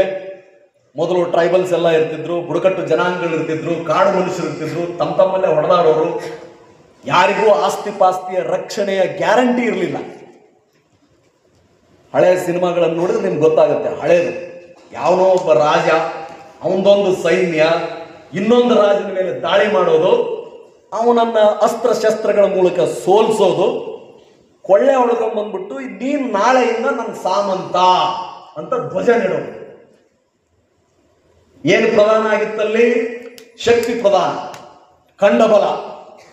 ಅಂತ ವ್ಯವಸ್ಥೆ ಹೋಗಿ, ಇಲ್ಲ ಸ್ವಾಮಿ ಹಿಂಗಾದ್ರೆ ನಮಗೆ ರಕ್ಷಣೆಯೇ ಇಲ್ಲ, ನಮ್ಮನ್ನು ರಕ್ಷಿಸೋನೊಬ್ಬ ಬೇಕು, ಅವನನ್ನು ರಾಜ ಅನ್ಕೊಳ್ಳೋಣ, ಅವನಿಗೆ ಸ್ವಲ್ಪ ಬುದ್ಧಿ ಚೆನ್ನಾಗಿದೆ, ಮೈಕೈ ಎಲ್ಲ ದಷ್ಟಪುಷ್ಟ ಅವನೇ, ತನ್ನ ಹಿತಾಸಕ್ತಿಯನ್ನ ಆಲೋಚಿಸದೆ, ಸ್ವಾರ್ಥಪರನಲ್ಲ, ಇಲ್ಲಿರುವ ಎಲ್ಲಾ ಜನಾಂಗದ ಶ್ರೇಯಾಭಿವೃದ್ಧಿಗಾಗಿ ನಮ್ಮ ಆಸ್ತಿ ನಮ್ಮ ಪ್ರಾಣವನ್ನು ರಕ್ಷಣೆ ಮಾಡುವ ಗುಣ ಇವನಲ್ಲಿದೆ, ಇವನು ಇವತ್ತಿಂದ ನಮ್ಮ ರಾಜ. ಇವನಿಗೆ ನಾವು ನಮ್ಮ ಆಸ್ತಿ ಪಾಸ್ತಿಯನ್ನ ಕಾಪಾಡಲಿಕ್ಕೆ, ನಮ್ಮ ಮಾನ ಪ್ರಾಣವನ್ನ ಕಾಪಾಡಲಿಕ್ಕೆ ಇಂತಿಷ್ಟು ಕರ, ನಾನು ಬೆಳೆದಿದ ಇಷ್ಟು ಜೋಳದಲ್ಲಿ ಇಷ್ಟು ಜೋಳ ಕೊಡ್ತೀನಿ, ಇವತ್ತಿಂದ ನಾನು ಕೊಡ್ತೀನಿ, ನಾನೊಬ್ಬ ಕೂಲಿಕಾರ, ಇಷ್ಟು ದಮಡಿ ನಾವು ಕೊಡ್ತೀನಿ ಅಂತ ಹೇಳಿ ರಾಜನನ್ನ ಇಸ್ಕೊಂಡ್ರು. ಅದರಲ್ಲೂ ದೊಡ್ಡ ರಾಜ ಸಣ್ಣ ರಾಜನನ್ನ ಸೋಲಿಸ್ಲಿಕ್ಕೆ ಆರಂಭ ಮಾಡ್ದ. ಅವಾಗ ಏನ್ ಮಾಡೋರು ಅವರು? ಕೆರೆ ಕಟ್ಟೆಗಳನ್ನು ಕಟ್ಟೋರು, ದೇವಸ್ಥಾನಗಳನ್ನು ಕಟ್ಟೋರು. ಕೆರೆ ಒಬ್ಬರಿಗಾಗಿ ಸೀಮಿತ ಆಗಿರಲಿಲ್ಲ, ದಾರಿ ಹೋಗರೆಲ್ಲ ನೀರು ಕುಡಿಲಿ, ಅರವಟ್ಟಿಗೆಗಳನ್ನು ಕಟ್ಟಲಿ. ಒಂದು ದೇವಸ್ಥಾನ ಬರೀ ಪೂಜಾ ಸ್ಥಳ ಆಗಿರಲಿಲ್ಲ. ಈ ರೀತಿ ಅನ್ನದಾಸೋಹ, ಜ್ಞಾನದಾಸೋಹ. ಸಾಮಾನ್ಯರಿಗೆಲ್ಲ ಸಮಯ ಇರಲ್ಲ, ಗೀತೆ, ಉಪನಿಷತ್ತು, ವೇದ, ಬೈಬಲ್, ಕುರಾನ್ ಓದಲಿಕ್ಕೆ ಅವರಿಗೆ ಸಮಯ ಇಲ್ಲ ಅಂತೇಳಿ ಒಬ್ಬ ವ್ಯಕ್ತಿ ತನ್ನ ಸರ್ವಸಂಗ ಪರಿತ್ಯಾಗಿಯಾಗಿ, ನನಗೆ ಸಂಸಾರ ಇಲ್ಲ, ತಂದೆ ತಾಯಿಗಳಿಲ್ಲ, ನಾನು ಸನ್ಯಾಸಿ ಆಗ್ತೀನಿ, ನನ್ನನ್ನು ನಂಬಿರುವ ಈ ಊರಿನ ಇಡೀ ಜನಾಂಗಕ್ಕೆ ಜ್ಞಾನ ಬೋಧನೆ ಮಾಡ್ತೀನಿ, ಜೀವನ ಅಂದ್ರೆ ಏನ್ ಹೇಳ್ತೀನಿ, ಅಕ್ಷರ ದಾಸೋಹ ಮಾಡ್ತೀನಿ, ಬಡವರಿಗೆ ಅನ್ನ ಕೊಡ್ತೀನಿ ಅಂತ ಹೇಳಿ ಮಠ ಕಟ್ಟಿದ್ರು. ಯಾರ್ಯಾರು ಊರು ದಾರಿಗೆ ಹೋಗ್ರೆಲ್ಲ ಬರ್ತಿದ್ರಲ್ಲ, ಹಾಲ್ಟ್ ಆಗೋರು ದೇವಸ್ಥಾನದಲ್ಲಿ. ದೇವಸ್ಥಾನಗಳು ಹುಟ್ಟಿದ್ದ ಹಾಗೆ, ಮಸೀದಿ ಹುಟ್ಟಿದ್ದ ಹಾಗೆ, ಚರ್ಚ್ ಹುಟ್ಟಿದ್ದ ಹಾಗೆ. ಸೊ ಇದಕ್ಕೂ ಕೂಡ ಇಲ್ಲ, ರಾಜನ ಮಗನೇ ರಾಜನಾಗ್ತಿದ್ದಾನೆ, ಇದು ವ್ಯವಸ್ಥೆ ಸರಿಯಲ್ಲ ಅಂತ 19ನೇ ಶತಮಾನದ ಕೊನೆಯ ಗಳಿಗೆಯಲ್ಲಿ ಡೆಮಾಕ್ರಸಿ, ಇಡೀ ಜಗತ್ತಿನಾದ್ಯಂತ ಪ್ರಜಾಪ್ರಭುತ್ವ ಅನ್ನೋದೊಂದು ಕಲ್ಪನೆ ಬಂತು. ಮ್ಯಾಗ್ನಾ ಕಾರ್ಟ್ ಅಣ್ಣ ಬಸವಣ್ಣನ ಕಾಲಕ್ಕೆ ಇತ್ತು. ಏನು? ಪ್ರಜೆಗಳಿಂದ ಪ್ರಜೆಗಳಿಗಾಗಿ ನಡೆಯುವ ಸರ್ಕಾರ, ಪ್ರಜೆವೇ ಇಲ್ಲಿ ಪ್ರಜಾಪ್ರತಿನಿಧಿಯಿಂದ ಎಲ್ಲವೂ ನಡೆಯಲಿ ಅಂತ ವ್ಯವಸ್ಥೆಗಳು ಬೆಳೆದು ಬಂದ ಬಗೆ. ಇಲ್ಲಿ ಪ್ರಮುಖ ಆದ್ಯತೆ ಏನಾಗಿದೆ? ಈಗಲೂ ಕೂಡ ಯಾಕೆ ಪೊಲೀಸ್ ಇಲಾಖೆ ಇದೆ? ರಾಜ್ಯ ಸರ್ಕಾರದಲ್ಲಿ ಇರುವ 34 ಇಲಾಖೆಗಳು, ಪ್ರಮುಖವಾಗಿ ಕೇಂದ್ರ ಸರ್ಕಾರದಲ್ಲಿ ಸರಿಸುಮಾರು 50 ಇಲಾಖೆಗಳು. ಒಂದು ರಾಜ್ಯವನ್ನ ಮುನ್ನಡೆಸಲಿಕ್ಕೆ ಈ ರಾಜ್ಯದ 7 ಕೋಟಿ ಜನಸಂಖ್ಯೆಗೆ, ಈ ರಾಜ್ಯದ 27,000 ಹಳ್ಳಿ, 6,000 ಗ್ರಾಮ ಪಂಚಾಯತ್, 224 ಕ್ಷೇತ್ರ, 145ಕ್ಕೂ ಹೆಚ್ಚು ತಾಲೂಕಾ ಕೇಂದ್ರ, 30 ಜಿಲ್ಲಾ ಕೇಂದ್ರದ 34 ಇಲಾಖೆಗಳ ಪ್ರತಿಯೊಬ್ಬ ಬಡವನ, ಪ್ರತಿಯೊಬ್ಬ ಕೂಲಿ ಕಾರ್ಮಿಕನ, ಪ್ರತಿಯೊಬ್ಬ ಪ್ರಜೆಯ ಉದ್ಧಾರಕ್ಕಾಗಿ 4 ಲಕ್ಷ ಕೋಟಿ ಬಜೆಟ್, 4 lakh crore. ಆ 4 ಲಕ್ಷ ಕೋಟಿಯ ಬಜೆಟ್ ಅಥವಾ 1,25,000 ಪೊಲೀಸ್ ಇಲಾಖೆ ಅಥವಾ ನನ್ನ ಇಲಾಖೆ ಅಗ್ನಿಶಾಮಕ ಇಲಾಖೆಯಲ್ಲಿರುವ 7,000 ಜನರ ಮೂಲಭೂತ ಕರ್ತವ್ಯ ಏನೋ? ಜನರ ಕಣ್ಣೀರೋಡಿಸೋದು, ಅನ್ಯಾಯ ಆಗದಿರಂಗೆ ನೋಡ್ಕೊಳ್ಳೋದು, ಶಾಂತಿ ನೆಲೆಸುವಂತೆ ಮಾಡುವುದು, ಯಾರಿಗೆ ಯಾರೂ ಇಲ್ಲವೋ ಅವ್ರ ಪರವಾಗಿ ನಿಲ್ಲುವುದು ಸರ್ಕಾರಿ ನೌಕರರ ಕೆಲಸ. ಸೊ ಇದಕ್ಕಾಗಿ ಅವರಿಗೆ ಬೋಧನೆ. ಸೊ ಈ ಪರಿಕಲ್ಪನೆ ತಿಳ್ಕೋಬೇಕಲ್ಲ. ಸಿವಿಕ್ಸ್ ಓದೋರು, ರಾಜ್ಯಶಾಸ್ತ್ರವನ್ನು ಓದುವ ಆರ್ಟ್ಸ್ ವಿದ್ಯಾರ್ಥಿಗೆ ಇದು ಬೆಳೆದು ಬಂದ ಬಗೆ ಇದೆಲ್ಲ ಅರ್ಥ ಆಗ್ಬೇಕು. ಇದ್ರ ಮೂಲ ಉದ್ದೇಶ ಇದು ನಿಮಗೆ ಕಲಿಸ್ತಾ ಇರೋದು. ನೀಟ್ ಪಾಸ್ ಮಾಡೋದಲ್ಲ, ಎಂಜಿನಿಯರಿಂಗ್ ಸೇರೋದಲ್ಲ, ಸಿವಿಲ್ ಇಂಜಿನಿಯರ್ ಆಗಿ ವಾಪಸ್ ಬರೋದಲ್ಲ, ಒಬ್ಬ ಪೊಲೀಸ್ ಪೇದೆಯಾಗಿ ಅವನ ಹಿಸ್ಟ್ರಿನೂ ಓದವನೆ, ಒಬ್ಬ ವಿಲೇಜ್ ಅಕೌಂಟೆಂಟ್ ಅಥವಾ PDO ಪಂಚಾಯತ್ ಡೆವಲಪ್ಮೆಂಟ್ ಆಫೀಸರ್ ಆಗಿ ಮೆಜೆಸ್ಟಿಕ್ ಅಲ್ಲಿ ಯಾರೋ ಒಬ್ರು ನಮ್ಮ PSI ಕೆಲಸ ಮಾಡ್ತಿರ್ತಾರೆ ಅನ್ಕಳಿ, ಅವನು ಇತಿಹಾಸ ಓದವನೆ. ರಾಯಚೂರು ಅಂದ್ರೆ ಏನ್ ಗೊತ್ತು, ಯಾದಗಿರಿ ಕಲಬುರಗಿ ಗೊತ್ತು, ಕಾರವಾರದ ಬಗ್ಗೆ ಗೊತ್ತು, ಮೈಸೂರು ಬಗ್ಗೆ ಗೊತ್ತು. ಯಾವ ರಾಜ್ಯ ಇಡೀ ರಾಜ್ಯದಲ್ಲಿರುವ ಅತಿ ಹೆಚ್ಚು ಉತ್ಪನ್ನ ಮಾಡ್ತಕ್ಕಂಥ ಜಿಲ್ಲೆ, ಅತಿ ಶ್ರೀಮಂತರು ಎಲ್ಲಿದ್ದಾರೆ ಅಂತ ಗೊತ್ತು, ಅತಿ ಕಡುಬಡವರು ಎಲ್ಲಿದ್ದಾರೆ ಅಂತಾನೆ ಗೊತ್ತು. ಆ ಪೊಲೀಸ್ ಪೇದೆ ಆ ಜ್ಞಾನ ಇರಬೇಕು. ನಾನು ಇತಿಹಾಸ ಓದಿದ್ದೀನಿ. ಯಾದಗಿರಿಯಿಂದ ಒಬ್ಬ ಬಂದ್ರೆ ಬಡವ ಬರ್ತಾವನೆ ಬೆಂಗಳೂರಿಗೆ, ಅವನಿಲ್ಲಿ ಮಜಾ ಹೊಡೆಯಕ್ಕೆ ಬರಲ್ಲ, ಕೂಲಿ ಕಾರ್ಮಿಕನಾಗಿ ಬರ್ತಾವನೆ. 12 ಗಂಟೆ ನಂತರ ಒಂದು ಫ್ಯಾಮಿಲಿ ಬಂದಿತ್ತಂದ್ರೆ ಅವನವ್ರಿಗೆ ಹೆದರ್ಸ್ಬಾರ್ದು. ಯಾದಗಿರಿ ಅವರಿಗೂ ನಮ್ಗೆ ಮಾಸ್ತರ್ ಹೇಳ್ಕೊಟ್ಟಿದ್ರು, ಯಾದಗಿರಿ ಹಿಂದುಳಿದ ಜಿಲ್ಲೆ, ರಾಯಚೂರು ಹಿಂದುಳಿದ ಜಿಲ್ಲೆ, ಕೊಪ್ಪಳ ಹಿಂದುಳಿದ ಜಿಲ್ಲೆ, ಗದಗ ಹಿಂದುಳಿದ ಜಿಲ್ಲೆ, ಬಡವರಿದ್ದಾರೆ, ಮುಗ್ಧರಿದ್ದಾರೆ, ಅವ್ರಿಗೆ ನಾನು ಮಾರ್ಗದರ್ಶನ ಮಾಡ್ಬೇಕು. 12 ಗಂಟೆ ಆಯ್ತು ಸ್ವಾಮಿ, ಎಲ್ಲಿ ಹೋಗ್ಬೇಕು ಗೊತ್ತಾಗ್ತಿಲ್ಲ, ನಾ ಸುಂಕದ ಕಟ್ಟೆ ಯಜಮಾನ್ರ ಮನೆಗೆ ಹೋಗ್ಬೇಕಿತ್ತು ಅಂದಾಗ ಆ ಪೊಲೀಸ್ ಪೇದೆ ಅವ್ರಿಗೆ ಹೇಳಿ, ಇಲ್ಲಿ ಬಾರಪ್ಪ BBMP ಇಂದ ರಾತ್ರಿ ಬಂದವರಿಗೆ ಆಶ್ರಯ ಅಂತ ಒಂದಿದೆ, ಅಲ್ಲಿ ಕರ್ಕೊಂಡು ಹೋಗ್ತೇನೆ, ನಾನು ಇಲ್ಲಿ ಕರ್ಕೊಂಡು ಹೋಗ್ತೀನಿ, ಇಲ್ಲೆಲ್ಲ ಆಟೋದವರೆಲ್ಲ ಮೋಸ ಮಾಡೋ ಸಾಧ್ಯತೆ ಇರ್ತದೆ, ನಿನ್ನನ್ನ ನಾನೇ ಕರ್ಕೊಂಡು ಹೋಗ್ತೀನಿ ಅಂತೇಳಿ ಹೊಯ್ಸಳ ಜೀಪಲ್ಲಿ ಕರ್ಕೊಂಡು ಹೋಗಿ ಅಲ್ಲಿ ಕುಂದಿರಿಸಿ ಅವ್ರಿಗೆ ಊಟ ಕೊಡಿಸಿ ವಾಪಸ್ ಬಂದು ಬೀಟ್ ಕರ್ತವ್ಯ ಮಾಡಿದ ಅಂದ್ರೆ ಆ ಪೊಲೀಸ್ ಅಧಿಕಾರಿ ಅವನ ಇತಿಹಾಸ ಓದಿದ್ದು, ರಾಜ್ಯ ತಿಳ್ಕೊಳ್ಳೋದು ಸಾರ್ಥಕ. ಒಬ್ಬ PDO ಟಾಪರ್ 90% ತಗೊಂಡವನೆ, ಎಲ್ಲ ಓದವನೆ, ಗ್ರಾಮದ ಅಭಿವೃದ್ಧಿಯ ಬಗ್ಗೆ 50 ವರ್ಷ ಯೋಜನೆಗಳ ಅವನ ಹತ್ರ ಇಲ್ಲ, ಶೌಚಾಲಯಗಳು ಎಲ್ಲಿ ಕಟ್ಟಬೇಕು ಗೊತ್ತಿಲ್ಲ, ಗ್ರಂಥಾಲಯ ಎಲ್ಲಿ ಕಟ್ಟಬೇಕು ಗೊತ್ತಿಲ್ಲ, SCP STP ಯೋಜನೆಯಡಿ ಕಡುಬಡವ ವಿದ್ಯಾರ್ಥಿಗಳಿಗೆ ಗ್ರಂಥಾಲಯದ ಪುಸ್ತಕಗಳನ್ನು ಅವನು ಕೊಡೋದು ಗೊತ್ತಿಲ್ಲ, ಎಲ್ಲಿ ಸೋಲಾರ್ ಲೈಟ್ ಹಾಕ್ಬೇಕು ಗೊತ್ತಿಲ್ಲ, ಗುಂಡಿ ಮುಚ್ಚೋದು ಗೊತ್ತಿಲ್ಲ, ನನ್ನ ಹೊಲ ನನ್ನ ರಸ್ತೆ ಯೋಜನೆಯಡಿ ಯಾವ ಹೊಲಕ್ಕೆ ರಸ್ತೆ ತಗೊಂಡು ಹೋಗ್ಬೇಕು ಗೊತ್ತಿಲ್ಲ, Mahatma Gandhi national rural employment guarantee act ಅಡಿ 15 ಜನಕ್ಕೂ ಹೆಚ್ಚು ಜನ ಬಂದ್ರೆ ಅವನಿಗೆ ಕೆಲಸ ಮಾಡೋದು ಗೊತ್ತಿಲ್ಲ, ಅಸೆಟ್ ಕ್ರಿಯೇಟ್ ಮಾಡೋದು, ಆಸ್ತಿ ಆ ಊರಿಗಾಗಿ ಆಸ್ತಿ ಮಾಡೋದು ಗೊತ್ತಿಲ್ಲ. ಅವನು ಟಾಪರ್ ಇದ್ರು ಪ್ರಯೋಜನ ಏನು ಸ್ವಾಮಿ? ಅಂತವನು ಏನೂ ಕಲ್ತಿಲ್ಲ, ಸಾಮಾನ್ಯ ಆವರೇಜ್ ಹುಡುಗ, ಬಡವರ ಬಗ್ಗೆ ಕನಿಕರ ಇದೆ. ಯಾರಾದ್ರೂ ಬಂದ್ರೆ ಅವನು ಕೇಳ್ತವನೆ, ಗಾಯದ ಮೇಲೆ ಬರೆ ಎಳೆಯಲ್ಲ. ಅವನು ಓದಿದ ಅಣ್ಣ ಬಸವಣ್ಣನ ವಚನಗಳು ಕೆಲಸ ಮಾಡ್ತಾ ಇದೆ. ಏನದು? ಇವನಾರವ ಇವನಾರವ ಎನ್ನದಿರಯ್ಯ, ಕೂಡಲ ಸಂಗಮನ ಮನೆಯ ಮಗನೆಂದನ್ಸಯ್ಯ. ಒಂದು ವಚನ ನಿಮ್ಮ ಆಲೋಚನೆಗಳು ಸಕಾರಾತ್ಮಕವಾಗಿದ್ದರೆ, ನೀವು ಇಡುವ ಹೆಜ್ಜೆಗಳು ಸದೃಢವಾಗಿದ್ದರೆ, ನಮ್ಮನ್ನು ಬದಲಾಯಿಸಲಿಕ್ಕೆ ಭಗವದ್ಗೀತೆ ಬೇಕಿಲ್ಲ, ಉಪನಿಷತ್ತುಗಳನ್ನು ಓದುವ ಅವಶ್ಯಕತೆ ಇಲ್ಲ. ಓದಿದ್ರೆ ಬೆಸ್ಟ್, ನೀವು ಓದ್ತಾ ಇದ್ದೀರಾ ಅಂದರೆ ಬೆಸ್ಟ್. ನಾವು ಒಳ್ಳೇದು ಮಾಡಬೇಕು ಅಂತ ಮುನ್ನಡಿಬೇಕಾದ್ರೆ ಒಂದು ಗೋಡೆ ಮೇಲೆ ಬರೆದಿರ್ತಕ್ಕಂಥ ಒಂದು ನಾಣ್ಣುಡಿ, ಪ್ರೊವರ್ಬ್, ನಮ್ಮ ಬದುಕನ್ನು ಬದಲಾಯಿಸಬಹುದು. ನನ್ನ ಬದುಕಿನ ಮೇಲೆ ಪರಿಣಾಮ ಬೀರಿದ ಅಂಶಗಳೆಲ್ಲ ಇಂತಹದ್ದೇ. ಏನು? ನಮ್ಮ ಗುರುಗಳು ಹೇಳಿದ್ರು ಏನು? ಫಸ್ಟು ನೋಡಪ್ಪ, ಈ ಭೂಮಿ ಮೇಲೆ ಮನುಷ್ಯನನ್ನ ಸೋಲಿಸುವ ವಸ್ತು ಇನ್ನೂ ಸೃಷ್ಟಿಯಾಗಿಲ್ಲ. ಅದೇಂಗೆ ಸ್ವಾಮಿ, ಏನು ಹೇಳ್ತಿದ್ದೀರಾ, ಸುಳ್ಳು ಹೇಳ್ತಿದ್ದೀರಾ ನೀವು ಅಂತ ಅಂದೆ.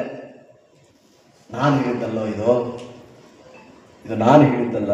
ವಸಿಷ್ಠ ಮಹರ್ಷಿ ಶ್ರೀರಾಮನಿಗೆ ಹೇಳಿದ್ದು.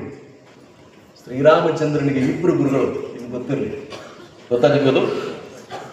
ಏನು ಓದ್ತಿರೋ ಬಿಡ್ತಿರೋ ಒಂದು 10 ಜನ ಪ್ರಮುಖ ವ್ಯಕ್ತಿಗಳು, ಪೌರಾಣಿಕವೇ ಆಗಿರಲಿ, ಐತಿಹಾಸಿಕವೇ ಆಗಿರಲಿ, ನಿಮ್ಮ ಕಣ್ಣೆದುರಿಗಿರ್ತಕ್ಕಂಥ ವ್ಯಕ್ತಿಗಳೇ ಆಗಿರಲಿ, ಸ್ವಾತಂತ್ರ್ಯ ಹೋರಾಟಗಾರರೇ ಆಗಿರಲಿ, ಸಾಹಿತ್ಯ ಕ್ಷೇತ್ರದಲ್ಲೇ ಇರಲಿ, 10 ಜನರ ಬದುಕನ್ನು ತಿಳ್ಕೊಳ್ಳಿ. ಯಾರು ನಿಮ್ಗೆ ತುಂಬಾ ಇಷ್ಟ ಆಗ್ತಾರೆ, ಯಾರಂತೆ ನೀವು ಆಗಬೇಕು ಅನ್ಕೊಳ್ತೀರಾ, 10 ಜನರ ಬದುಕು, ಯಾರೇ ಆಗಿರಲಿ, ಅವರು ಸುಡುಗಾಡು ಸುಂಟಿಕೊಂಡು ಬೆಕ್ಕದರಿಲ್ಲ, ಅವರು 10 ಜನರನ್ನ ಆಯ್ಕೆ ಮಾಡ್ಕೊಳ್ಳಿ. ಅವ್ರ ಬದುಕನ್ನು ನೋಡಿ, ಅವರ ಬಾಲ್ಯ ಹೇಗಿತ್ತು, ಅವರ ತಂದೆ ತಾಯಿಗಳು ಹೇಗಿದ್ರು, ಅವರ ಟೀನೇಜ್, ಅಡಲ್ಟ್, ವಯಸ್ಕರಾಗಿದ್ದಾಗ ಹೇಗಿದ್ರು, ತದನಂತರ ಮಧ್ಯ ವಯಸ್ಸಿನಲ್ಲಿ ಹೇಗಿದ್ರು, ವೃದ್ಧಾಪ್ಯದಲ್ಲಿ ಹೇಗಿದ್ರು, ಅವ್ರ ಇಡೀ ಬದುಕಿನ ಮೇಲೆ ಪರಿಣಾಮ ಬೀರಿದ ಅಂಶಗಳೇನು, ಇಂಟರ್ನ್ ಸೊಸೈಟಿಗೆ ಏನು ಕಾಣಿಕೆ ಕೊಟ್ಟರು ಅವರ ಬದುಕಿನ ಮೂಲಕ, ನಡೆ ನುಡಿ ಮೂಲಕ. ಇದನ್ನು ಒಂದು ಸಾರಿ ಮಾಡಿ ಬರೆದು ಇಟ್ಕೊಂಡ್ಬಿಡ್ಬೇಕು ಎಲ್ಲಾದ್ರೂ ಒಂದು ಕಡೆ. ಐ ಡೂ ದ್ಯಾಟ್, ನಾನು ಅದನ್ನು ಮಾಡ್ತೇನೆ. ಸೊ ಅಂತಹದ್ರಲ್ಲಿ ಇದನ್ನ ಯೋಗ ವಾಸಿಷ್ಠ ಅಂತ ಒಂದಿದೆ. ಯೋಗ ವಾಸಿಷ್ಠ, ಶ್ರೀರಾಮಚಂದ್ರನ ಪರಿಪೂರ್ಣ ಶಿಕ್ಷಣ ಮುಗಿದ ಮೇಲೆ ಪ್ರಶ್ನೋತ್ತರ. ರಾಮ ವಸಿಷ್ಠ ಮಹರ್ಷಿಗೆ ಪ್ರಶ್ನೆಗಳನ್ನು ಕೇಳ್ತಾ ಹೋಗ್ತಾನೆ. ಶ್ರೀರಾಮಚಂದ್ರ ಆ ಎಲ್ಲ ಪ್ರಶ್ನೆಗಳಿಗೆ ವಸಿಷ್ಠ ಮಹರ್ಷಿಗಳು ಕೊಟ್ಟ ಉತ್ತರವನ್ನ ಯೋಗ ವಾಸಿಷ್ಠ ಅಂತ 12 ಸಂಪುಟಗಳಿದೆ. ನಿಮಗೆ ಗೊತ್ತಿರಲಿ, ನೀವೆಲ್ಲ ಬಡ ಮಕ್ಕಳು ಅಂದ್ಕೊಂಡಿದ್ದೀರಿ. ನಿಮ್ಮ ಉದ್ಧಾರ ಕೇವಲ ಓದಿನಿಂದ ಮಾತ್ರ ಸಾಧ್ಯ. ನಿಮ್ಮನ್ನು ಕಾಡುತ್ತಿರುವ, ರಾಜ್ಯವನ್ನು ಕಾಡುತ್ತಿರುವ, ರಾಷ್ಟ್ರವನ್ನು ಕಾಡುತ್ತಿರುವ ಎಲ್ಲ ಸಮಸ್ಯೆಗಳಿಗೂ ಪರಿಹಾರ ಶಿಕ್ಷಣ, ಶಿಕ್ಷಣ, ಶಿಕ್ಷಣ, ಶಿಕ್ಷಣವನ್ನು ಬಿಟ್ಟರೆ. ಸೊ ಆ ಯೋಗ ವಾಸಿಷ್ಠದಲ್ಲಿ ಶ್ರೀಕೃಷ್ಣ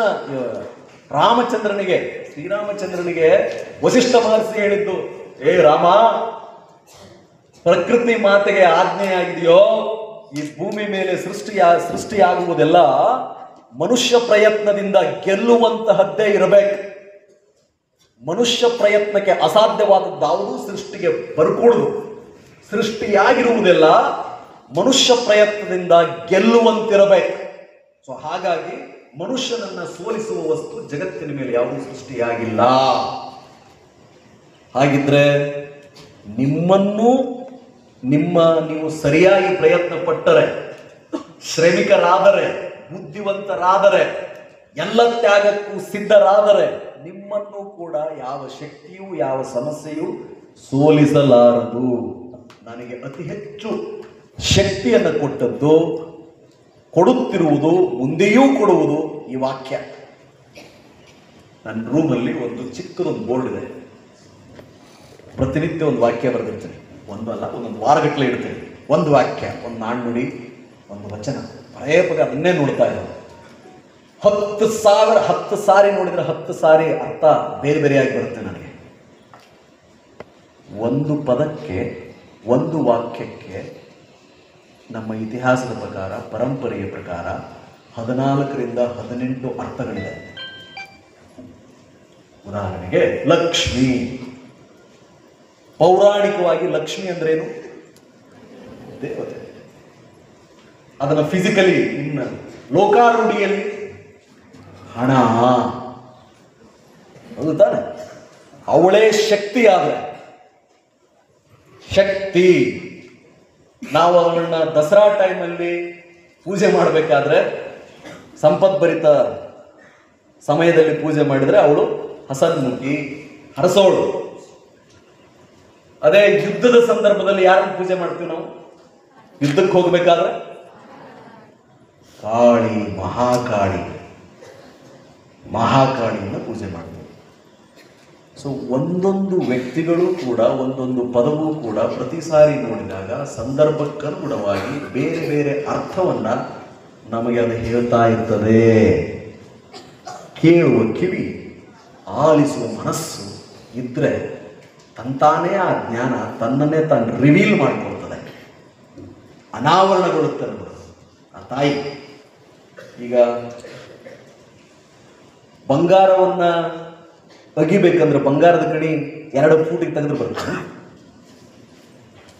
ಪೆಟ್ರೋಲ್ ಹಂಗ 1 ಕಿಲೋಮೀಟರ್ಗೆ ಸಿಗುತ್ತೆ. ಸಮುದ್ರದ ಆಳಕ್ಕೆ ಹೋಗ್ಬೇಕು.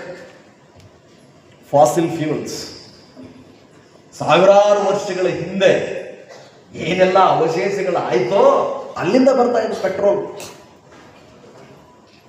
ನಾವೆಲ್ಲ ನಾಳೆ ಭೂಮಿಯ ಮೇಲ್ಪದರ ಆಗಿಬಿಡ್ತೀವಿ. ನಮ್ಮ ಎಲುಬು ಇವೆಲ್ಲ ಪೂರ್ತಿ ಅಲ್ವೇ? ಹಲ್ಲುಗಳು ಲೇಟಾಗಿ ಆಯ್ತದೆ ಅಂತ ಹೇಳ್ತಾರೆ. ಸೊ ಹಾಗಿದ್ರೆ ಆ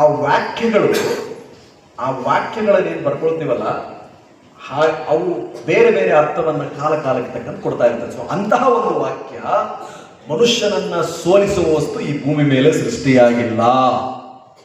ವಸಿಷ್ಠ ಮಹರ್ಷಿ ಶ್ರೀರಾಮಚಂದ್ರನಿಗೆ ಹೇಳಿದ್ದು. ಹಾಗಿದ್ರೆ ನಾನು ಅನ್ಕೊಂಡಿದ್ದು ನೀವು ಅನ್ಕೊಳ್ಬೇಕಾಗಿರೋದು, ಯಾವುದಪ್ಪ ಆ ಶಕ್ತಿ ನಮ್ಮನ್ನು ತಡೆಯೋದು? ನಾನು ಇತಿಹಾಸವನ್ನು ಓದಿದ್ದೀನಿ, ನನಗೆ ಗೊತ್ತಿದೆ ಯಾವ ಕಾರಣಕ್ಕಾಗಿ ಒಂದು ರಾಜ್ಯ, ಒಬ್ಬ ವ್ಯಕ್ತಿ ಉದ್ಧಾರ ಆಗ್ತಾನೆ. ನಾನು ಸೈನ್ಸ್ ಓದಿದ್ದೀನಿ, ತಾರ್ಕಿಕವಾಗಿ ಆಲೋಚನೆ ಮಾಡಬಲ್ಲೆ, ವೈಜ್ಞಾನಿಕ ಆಲೋಚನಾ ಲಹರಿ ನನ್ನ ಮನಸ್ಸಲ್ಲಿದೆ. ನಾನು ಸಂಪೂರ್ಣವಾಗಿ ಸ್ಕಿಲ್ ಏನದು ಕೌಶಲ್ಯ ಹೊಂದಿದ್ದೇನೆ.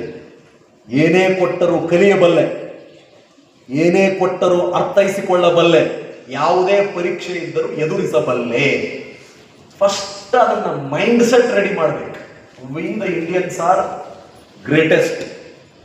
ನಮ್ಮ ಇತಿಹಾಸ ಅದ್ಭುತವಾಗಿದೆ, ಪರಮಾದ್ಭುತವಾಗಿದೆ. ಏನದು? ಜಗವೆಂಬ ಅರಮನೆಯಲ್ಲಿ ಭಾರತವೆಂಬುದು ಗುರುಮನೆ. ಏನದು? Entire world enlightened by this land ಅಂತ ಹೇಳ್ತಾರೆ. ಅದರ ಬುದ್ಧಿವಂತರಿಗೆ ವಿವೇಚನೆಗೆ ಬಿಟ್ಬಿಡೋಣ. ಹಾಗಂತ ಹಳ್ಳ ಈ ಅರ್ಪವನಲ್ಲಿ ನಾವು ಬಂಗಾರ ಮುತ್ತು ರತ್ನಗಳನ್ನು ಅಳೆದೆವು, ಸಾಮಾನ್ಯರೆಲ್ಲ ಸಾಮ್ರಾಟರಾದರು ಅಂತ ಆ ಗತ ಇತಿಹಾಸವನ್ನ ನೆನೆಯುತ್ತಾ ವರ್ತಮಾನವನ್ನ ಅಸಡ್ಡೆ, ಸೋಮಾರಿತನ, ಅಂಧಕಾರದಲ್ಲಿ ಕಳೆದ್ರೆ ಭವಿಷ್ಯತ್ತು ಕಗ್ಗತ್ತಲಾಗದೆ ಹೊಂಬೆಳಕು ಬರ್ತದಾ? ಪೊಲೀಸ್ ಇಲಾಖೆಯಲ್ಲಿದ್ದು ನಾನು ನೋಡ್ತಾ ಇರೋದು ಅಂತ ಅಸಡ್ಡೆ, ಅಂತ ಸೋಮಾರಿತನ, ಹಿಂಜರಿಕೆ, ಅಂಜುಬುರುಕಿ ಅಂತಾರಲ್ಲ, ಅಂಜುಬುರ್ಕದ ಬಿಡ, ಅಂಜುಬುರ್ಕದ ಬಿಡೋಕೆ, ಅಂಜೋದು, ಹೆದರೋದು. ನಾನು ಸೇವೆಗೆ ಸೇರಿ 16 ವರ್ಷ, ಮುಂದೆ 17ನೇ ವರ್ಷ ಚಾಲ್ತಿ. I have completed 16 years of service. ನಿಮಗೆಲ್ಲ ಗೊತ್ತಿರಲಿ, I started my career in Kalaburagi as ASP, assistant superintendent of police, ಸಹಾಯಕ ಪೊಲೀಸ್ ಅಧೀಕ್ಷಕನಾಗಿ. ನಾನು ಬೆಳಗಾವಿ ಜಿಲ್ಲೆಯ ಸಹಾಯಕ ಪೊಲೀಸ್ ಅಧೀಕ್ಷಕನಾಗಿ ಕೆಲಸ ಮಾಡಿದ್ದೀನಿ. ಇಂದಿನ ವಿಜಯನಗರ ಜಿಲ್ಲೆಯ ಸಹಾಯಕ ಪೊಲೀಸ್ ಅಧೀಕ್ಷಕನಾಗಿ ಕೆಲಸ ಮಾಡಿದ್ದೀನಿ. ಪೊಲೀಸ್ ಅಧೀಕ್ಷಕನಾಗಿ as superintendent of police first Davanagere, Hassan, Shivamogga, Mysuru, DCP west, Bengaluru ಗ್ರಾಮಾಂತರ ಮಾಡಿದ್ದೀನಿ. CIDಯಲ್ಲಿರುವ ಎಲ್ಲ ವಿಭಾಗಗಳ SP ಆಗಿ ನಾನು ಕೆಲಸ ಮಾಡಿದ್ದೀನಿ. H&B, homicide and burglary, cyber crime training and research, special enquiry, admin, anti dacoity cell ಎಲ್ಲ ಕಡೆ ಕೆಲಸ ಮಾಡಿದ್ದೀನಿ. I have not taken much leaves during that period. ಆ ಸಮಯದಲ್ಲಿ ಮಗಳು ಹುಟ್ಟಿದ್ರು ಕೂಡ ನೋಡ್ಲಿಕ್ಕೆ ಹೋಗ್ತಿರ್ಲಿಲ್ಲ ನಾನು. ಅಂತ ಹುಚ್ಚ, ಹಾಕಿಬಿಟ್ರೆ ದೆವ್ವ ಮೈಯಲ್ಲಿ ಹೊಕ್ಕಂಗಾಡೋನು. ಯೂನಿಫಾರ್ಮ್ ಹಾಕಿದ್ರೆ ಸಾಕು, ಏನೋ ದೆವ್ವ ಮೈಯಲ್ಲಿ ಓಡಾಡೋದಂಗೆ ಆಡೋನು. ನಾನು ಸುಮ್ಮನಿರ್ತಿರ್ಲಿಲ್ಲ, ನನ್ನ ಅಧಿಕಾರಿಗಳನ್ನು ಸುಮ್ಮನಿರ್ಲಿಕ್ಕೆ ಬಿಟ್ಟಿರಲಿಲ್ಲ. ನಾನಿದ್ದ ಪ್ರದೇಶಗಳಲ್ಲಿ ಕೆಲಸ ಮಾಡ್ಲಿಕ್ಕೆ ಬರ್ಬೇಕಂದ್ರೆ 2-3 ಸಾರಿ ಆಲೋಚನೆ ಮಾಡಿ ಹುಚ್ಚದನವ, ಸರಿ ಇಲ್ಲ ಮನುಷ್ಯ. ವಾರಕ್ಕೊಂದು ಜನಸಂಪರ್ಕ ಸಭೆಯಂತೆ,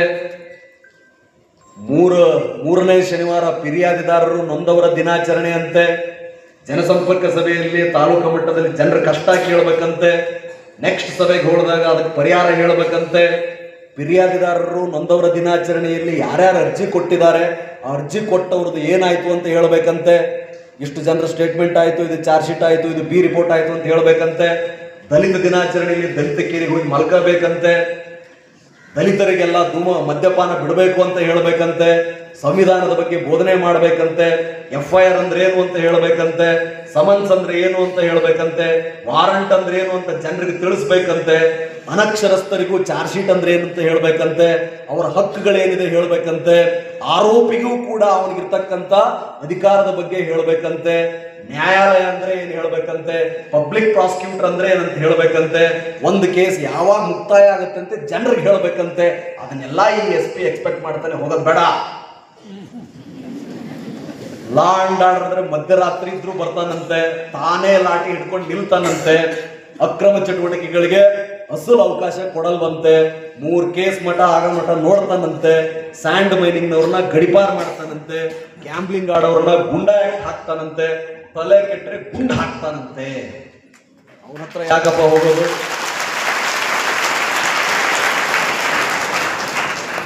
ಬೆಳಿಗ್ಗೆ 9 ಗಂಟೆಗೆ ಬರ್ತಾನಂತೆ, ರಾತ್ರಿ 10:30 ಮಠ ಆಫೀಸಲ್ಲಿ ಇರ್ತಾನಂತೆ. ಸಂಡೇನೂ ಕಚೇರಿಯಲ್ಲಿ ಕೂಡ್ತಾನಂತೆ. ಎಷ್ಟು FIR ಪೆಂಡಿಂಗ್ ಇದೆ ಅಂತ ನೋಡ್ತಾನಂತೆ. ಬಂದ ಪ್ರತಿ ಮಿಸ್ ಕಾಲ್ ಅನ್ನು ವಾಪಸ್ ಉತ್ತರ ಕೊಡ್ತಾನಂತೆ.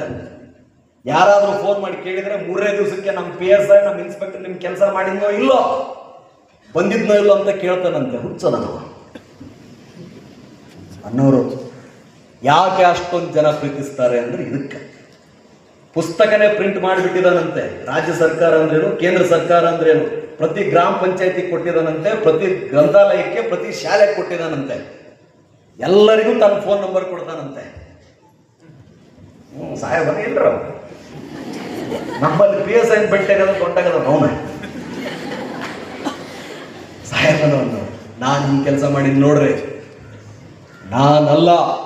ಭಾರತ ದೇಶದ ಸಂವಿಧಾನ ಬಯಸುವುದು, ಕರ್ನಾಟಕ ಪೊಲೀಸ್ ಆಕ್ಟ್ ಬಯಸುವುದು, 1947ರಿಂದ ಇಲ್ಲಿವರೆಗೂ ಬಂದಿರತಕ್ಕಂಥ ಎಲ್ಲ ಗೌರ್ಮೆಂಟ್ ಆರ್ಡರ್ಗಳು ಬಯಸೋದು, ಎಲ್ಲ ಸ್ಟ್ಯಾಂಡಿಂಗ್ ಆರ್ಡರ್ಗಳು ಬಯಸೋದು, DG and IC ಬಯಸೋದು, ಗೃಹ ಸಚಿವರು ಬಯಸೋದು, ಮುಖ್ಯಮಂತ್ರಿಗಳು ಬಯಸೋದು, ಪ್ರತಿಯೊಬ್ಬ ಪೊಲೀಸ್ ಠಾಣೆ, ಪ್ರತಿಯೊಬ್ಬ ಪೊಲೀಸ್ ಅಧಿಕಾರಿ, ಪೊಲೀಸ್ ಸ್ಟೇಷನ್ಗಳು ನೊಂದವರ ಕಣ್ಣೀರು ಒರೆಸೋ ಪ್ರದೇಶಗಳಾಗಬೇಕು.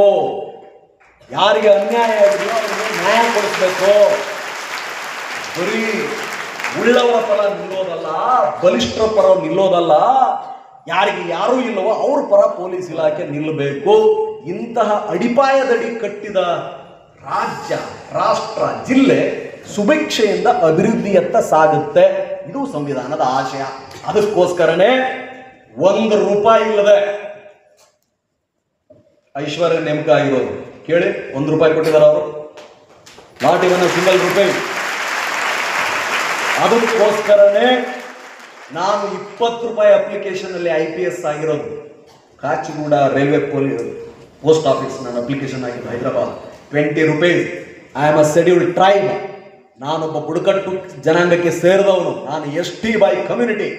ನನಗೆ ಬರೀ 20 ರೂಪಾಯಿನ ತೆಗೆದುಕೊಳ್ತಾರೆ. And I am proud about it. ನನಗೆ ಬಹಳ ಹೆಮ್ಮೆ ಇದೆ ನಾನೊಬ್ಬ ಬುಡಕಟ್ಟು ಅನ್ನೋದು.